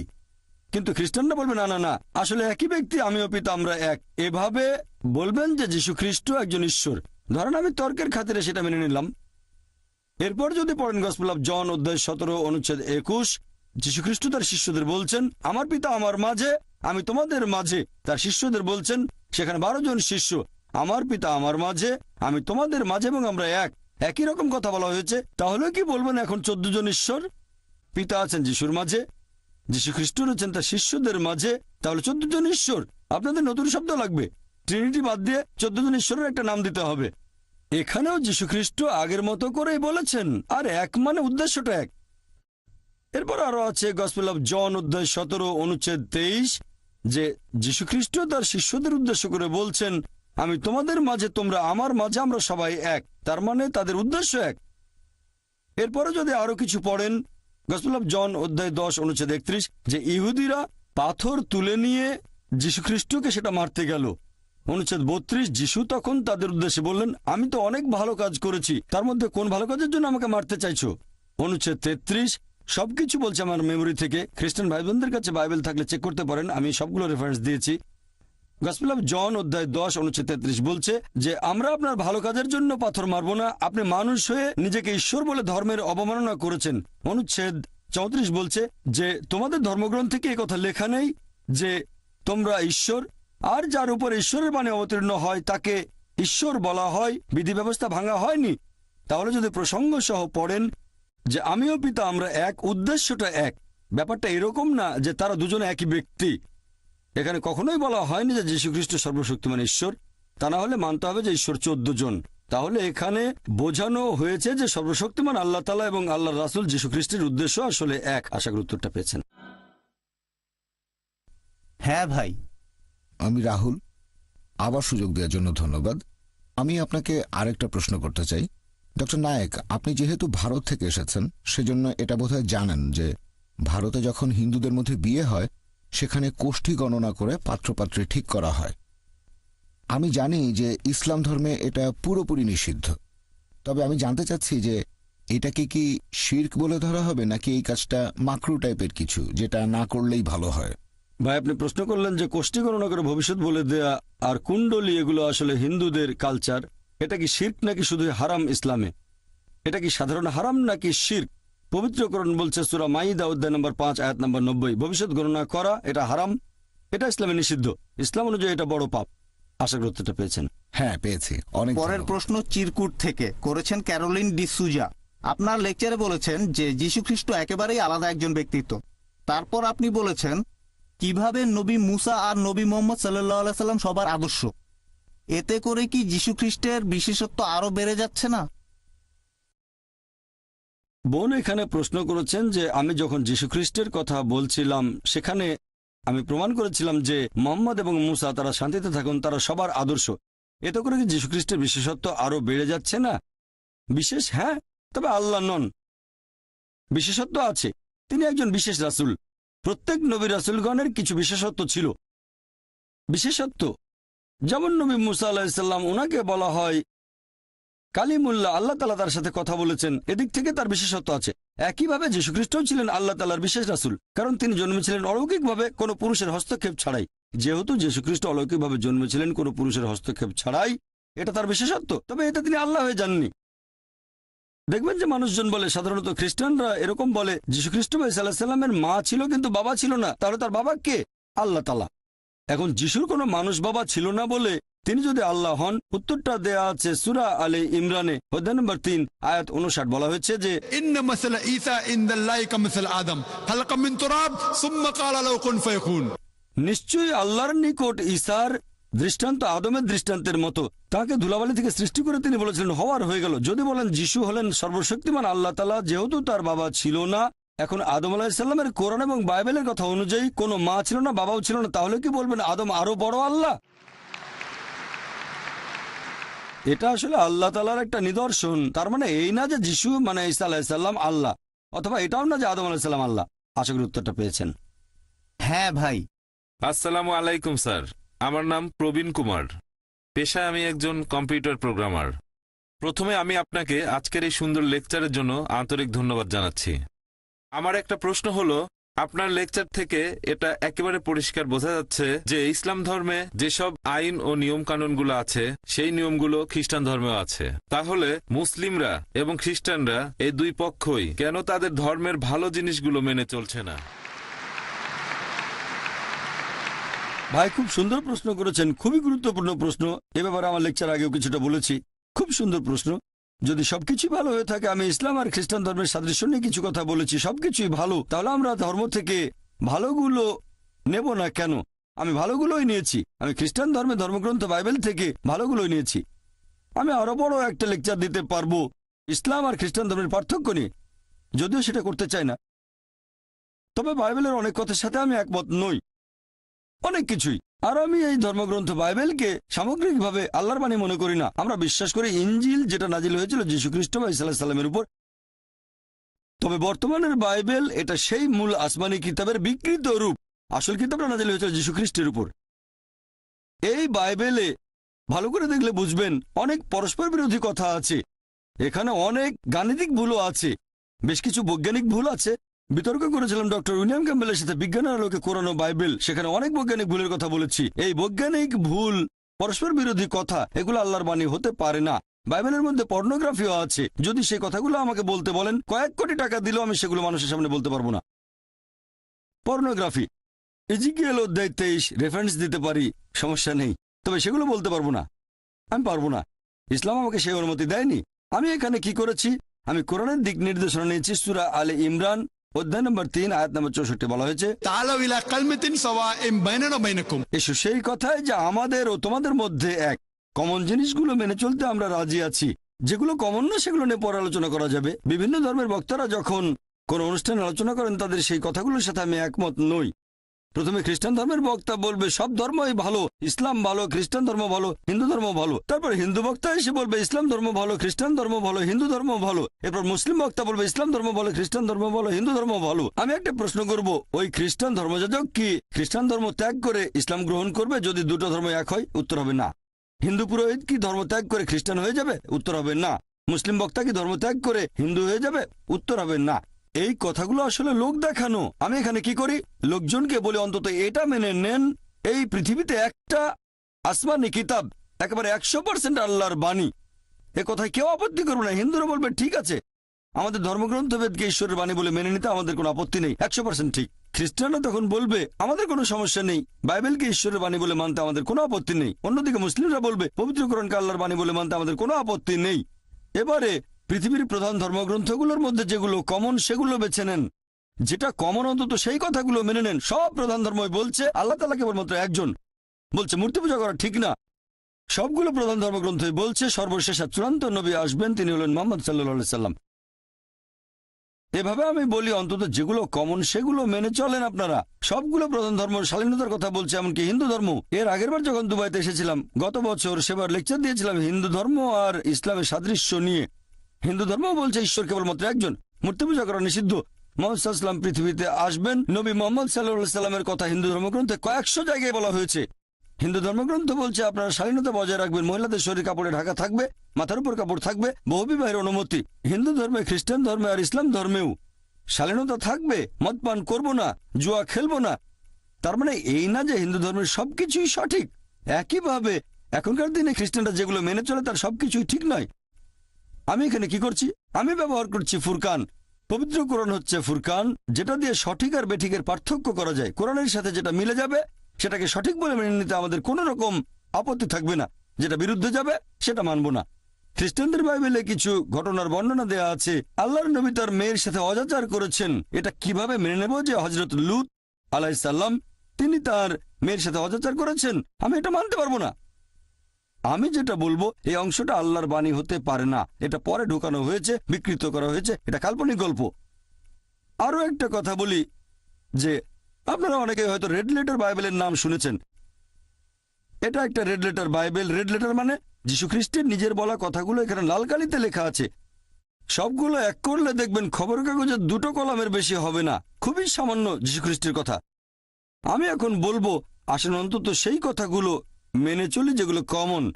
তার মানে এই না যে আমি বাইবেলের সব কথা মেনে নিচ্ছি, কারণ এখনকার বাইবেল আগের সে অবিকৃত রূপে নেই। কেন? কারণ আগেকার সব ধর্মগ্রন্থ এই কথা আমার লেকচারে বলেছি, এগুলো ছিল একটা নির্দিষ্ট সময়ের জন্য, নির্দিষ্ট গোত্রের মানুষের জন্য। এখন আমরা মেনে চলবো সর্বশেষ চূড়ান্ত আসমানি কিতাব অর্থাৎ পবিত্র কোরআন এবং সর্বশেষ চূড়ান্ত নবী মোহাম্মদ সাল্লাল্লাহু সাল্লামকে। হতে পারে আপনি জন্মেছেন ভারতে বা পাকিস্তানে, আমেরিকায়, যুক্তরাজ্যে, আরব আমিরাত বা সৌদি আরবে। আমরা মেনে চলবো সর্বশেষ চূড়ান্ত কিতাব পবিত্র কোরআন এবং সর্বশেষ চূড়ান্ত নবী মোহাম্মদ সাল্লাল্লাহু সাল্লামকে। আপনি ভালো জিনিসগুলো নেয়ার কথা বললেন, আমি খ্রিস্টান ধর্মের ভালো জিনিসগুলো নিয়েছি। ইসলাম ধর্মের কথা যদি বলতে হয়, আমার জানা মতে এখানে কোনো খারাপ কিছু নেই। আপনি বের করে দেখান, তারপর আমি সেটার উত্তর দেব। আমি সবাইকে চ্যালেঞ্জ করছি, পবিত্র কোরআনের মাত্র একটা আয়াত দেখান যেটা মানবতার বিরুদ্ধে যায়। মুসলিমদের ভুল নিয়ে কথা বলবেন না, আমি এখানে মুসলিমদের নিয়ে বলছি না, আমি কথা বলছি ইসলাম ধর্মের পক্ষে। ইসলামকে বুঝতে চাইলে মুসলিমদের দেখবেন না, দেখবেন পবিত্র কোরআন এবং সহিহ হাদিস, আমাদের নবীর কথা। আমি সবাইকে চ্যালেঞ্জ করছি, কোরআন বা হাদিসের এমন একটা কথা দেখান যেটা মানবতার বিরুদ্ধে যায়। কিছু কথা শুনে আপনার মনে হতে পারে সেটা ভুল কথা, কারণ আপনি অনেক কম জানেন, পৃথিবীর অনেক পরিসংখ্যানই জানেন না। তবে ইনশাআল্লাহ আপনার কাছে ভুল মনে হলে সেটা স্বচ্ছন্দে আমাকে বলতে পারেন, আমি তারপর ব্যাখ্যা দেওয়ার চেষ্টা করব যে ইসলামে সেটা কেন আছে, সেটার কারণ আর তার পেছনের হিকমা। আশা করি উত্তরটা পেয়েছেন।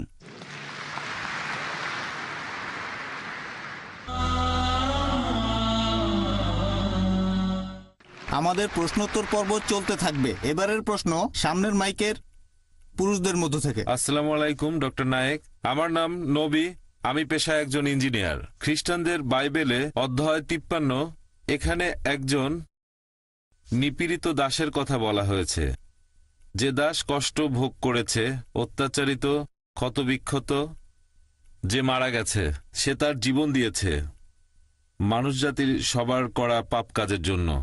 আপনি কি আমাদের বলবেন এখানে ঈশ্বরের এই দাস আসলে কে? ধন্যবাদ। ভাই বাইবেলের উদ্ধৃতি দিলেন বুক অব আইজায়া যে আল্লাহর একজন রাসূল আসবেন, তিনি মানুষের পাপের জন্য মারা যাবেন ইত্যাদি এরকম কথা। খ্রিস্টানদের মধ্যে অনেকে এরকম মনে করে যে এখানে যীশু খ্রিস্টের কথা বলা হয়েছে, অনেকেই মনে করে। ভাই আপনি এটাও দেখতে পারেন, বাইবেলে বলা হয়েছে বুক অব ইজেকিয়েল অধ্যায় নম্বর 18 অনুচ্ছেদ 20 বলা হয়েছে যে ব্যক্তি পাপ করবে সে মারা যাবে। অনেকে এটার উদ্ধৃতি দেন, যে ব্যক্তি পাপ করবে সে মারা যাবে। তবে মিশনারিরা এখানে থেমে যান না, এখানে শেষ না। পুরো অনুচ্ছেদটা বলছে যে ব্যক্তি পাপ করবে সে মারা যাবে।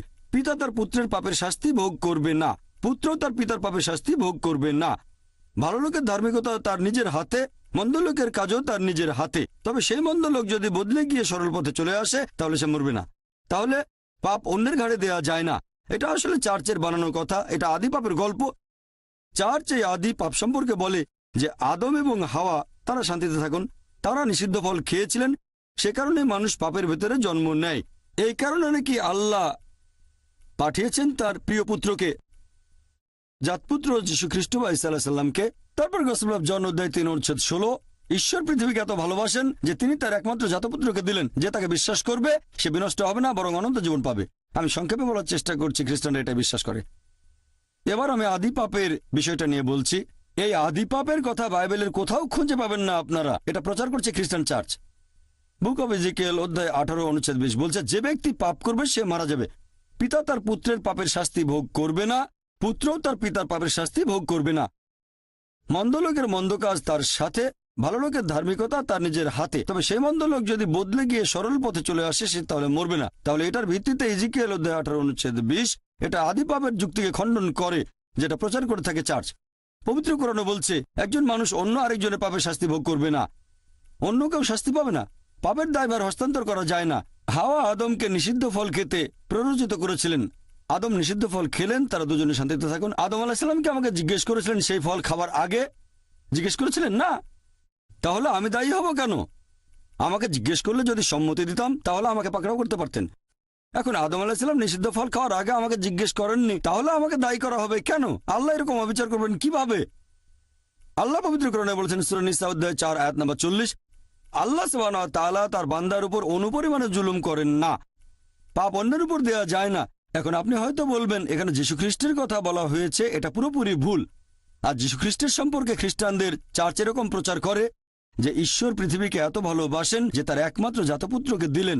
আপনারা যদি বাইবেল ভালো করে পড়েন তাহলে বাইবেলে ঈশ্বরের অনেক পুত্রের কথাই আছে। বলা হয়েছে ইব্রাহিম ছিলেন ঈশ্বরের পুত্র, ইফরাম ছিলেন ঈশ্বরের পুত্র, আইজা ঈশ্বরের পুত্র। যেসব মানুষ ঈশ্বরের বাণী প্রচার করতে এসেছেন তারা হলেন ঈশ্বরের পুত্র।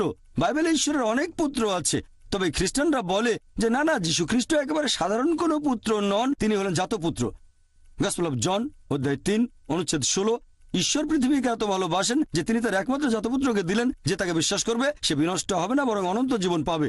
যদি ভালো করে দেখেন যে এই শব্দটা জাতপুত্র, খ্রিস্টান ধর্মের বেশ কিছু বিশেষজ্ঞের মতে বাইবেলের রিভাইজড স্ট্যান্ডার্ড ভার্সন, যেটা রিভাইজ করেছেন খ্রিস্টান ধর্মের কয়েকজন উচ্চপদস্থ ধর্মীয় নেতা, সমর্থন করেছে খ্রিস্টানদের 50টা ছোট বড় দল। এই খ্রিস্টান বিশেষজ্ঞরা বলেন যে এই জাত শব্দটা পরে ঢোকানো হয়েছে, বিকৃত করা হয়েছে, বানিয়ে বলা হয়েছে, শব্দটা বাইবেল থেকে বাদ দেওয়া হয়েছে। বাইবেলের রিভাইজড স্ট্যান্ডার্ড ভার্সনে এই জাত শব্দটা সেখানে পাবেন না। তাই আমরা বিশ্বাস করি পুত্র বলতে যদি ন্যায়নিষ্ঠ বোঝানো হয় তাহলে যীশু খ্রিস্ট বা ঈসা আলাইহিস সালাম অবশ্যই ঈশ্বরের পুত্র ছিলেন। তিনি ছিলেন খুবই ন্যায়নিষ্ঠ, তবে তিনি আল্লাহর জাতপুত্র নন।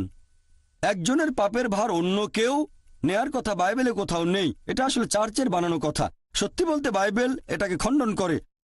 এখন আপনি এখানে যা বলতে চাচ্ছেন যে আইজার এই কথাগুলো যিশুর কথা বলছে, হ্যাঁ, নবী রাসূলগণ এসেছেন, তাদের বেশিরভাগই কষ্ট পেয়েছেন, হোক তিনি মুসা আলাইহিস সালাম অথবা ঈসা আলাইহিস সালাম অথবা সর্বশেষ ও চূড়ান্ত নবী মুহাম্মদ সাল্লাল্লাহু আলাইহি সাল্লাম।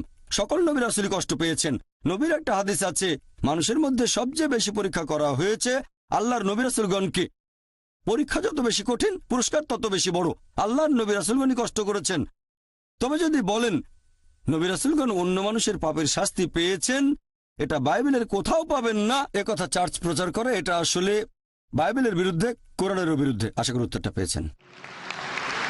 এবারে পরের প্রশ্ন করছেন একজন অমুসলিম ভাই সামনের মাইক থেকে। প্রথমে আপনাকে ধন্যবাদ জানাচ্ছি আমাদের প্রশ্নগুলোর উত্তর দেওয়ার জন্য, এতে সবার উপকার হচ্ছে।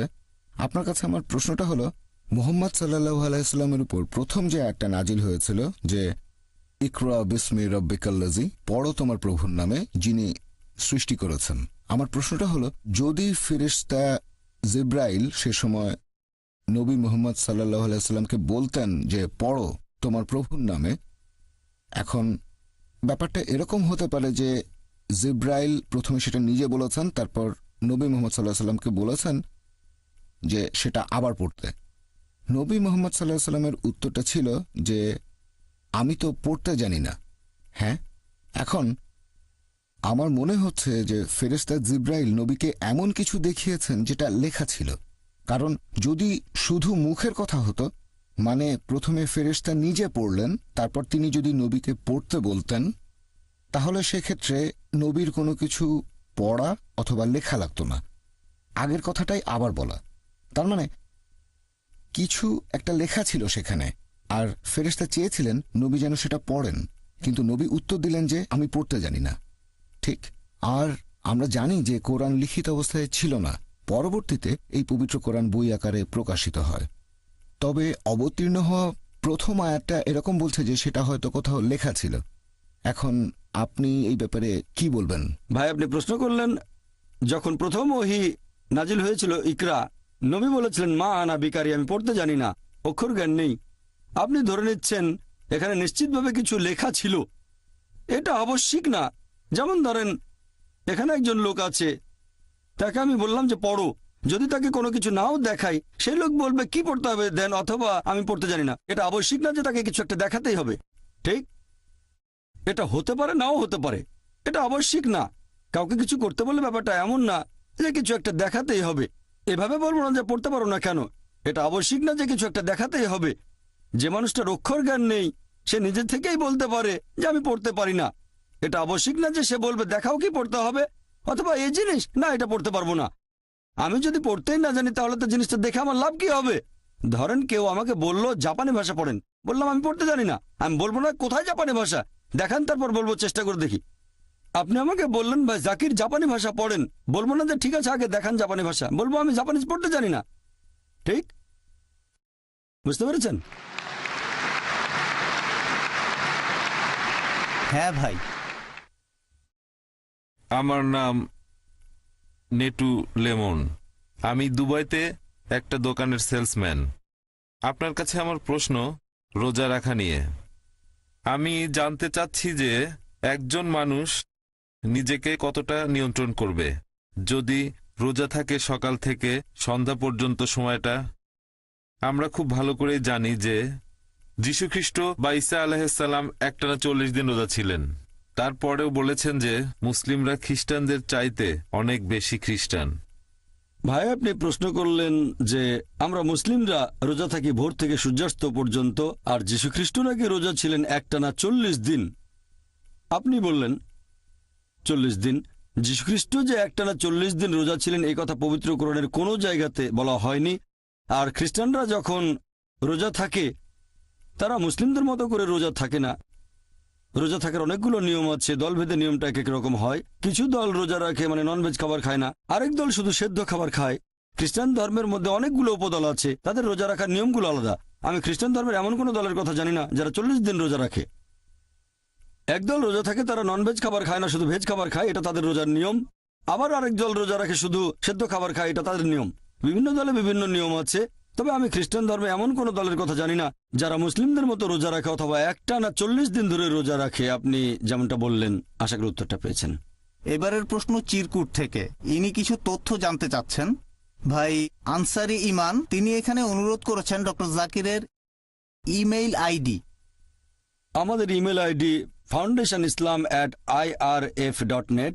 আমার ব্যক্তিগত আইডি হচ্ছে zakir@irf.net। আমাদের ওয়েবসাইটটাও দেখতে পারেন www.irf.net। IRF আমাদের প্রতিষ্ঠানের সংক্ষিপ্ত নাম, ইসলামিক রিসার্চ ফাউন্ডেশন। আশা করি উত্তরটা পেয়েছেন। আপনার বইগুলো দুবাইতে কোথায় কিনতে পাওয়া যায়? কোন বইয়ের দোকানে? লিখেছেন জিনা।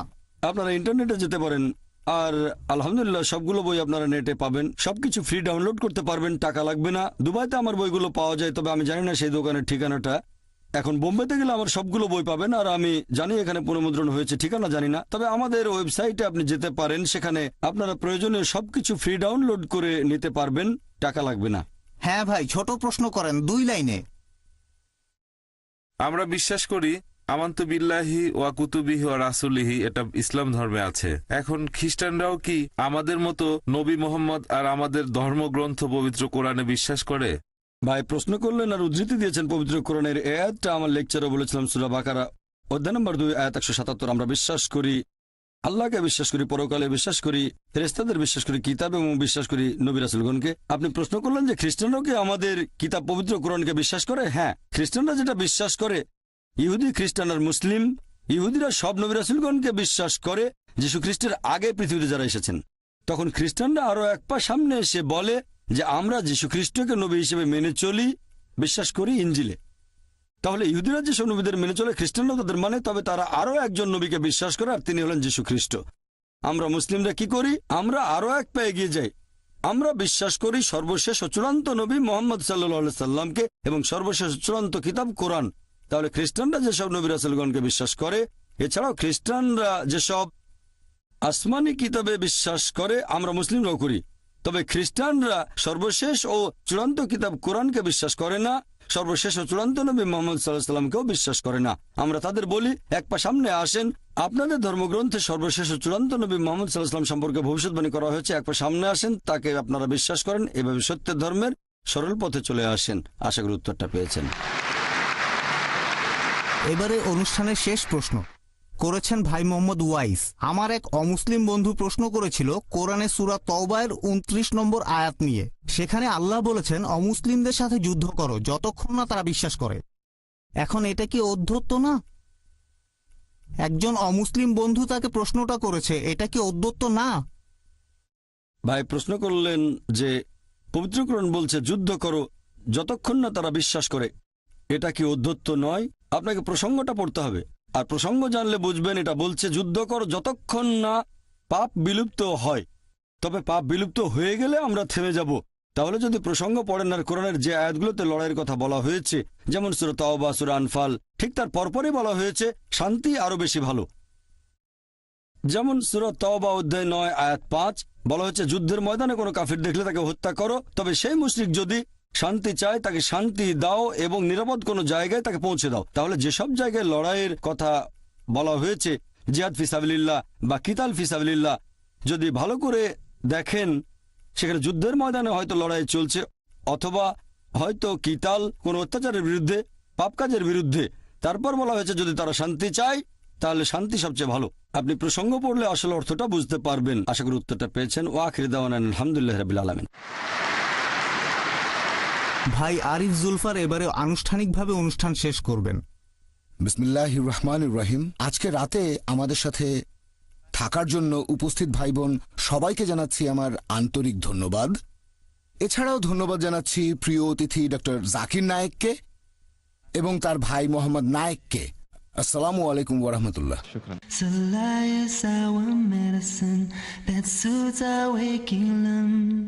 Salah is our vehicle that carries us through life.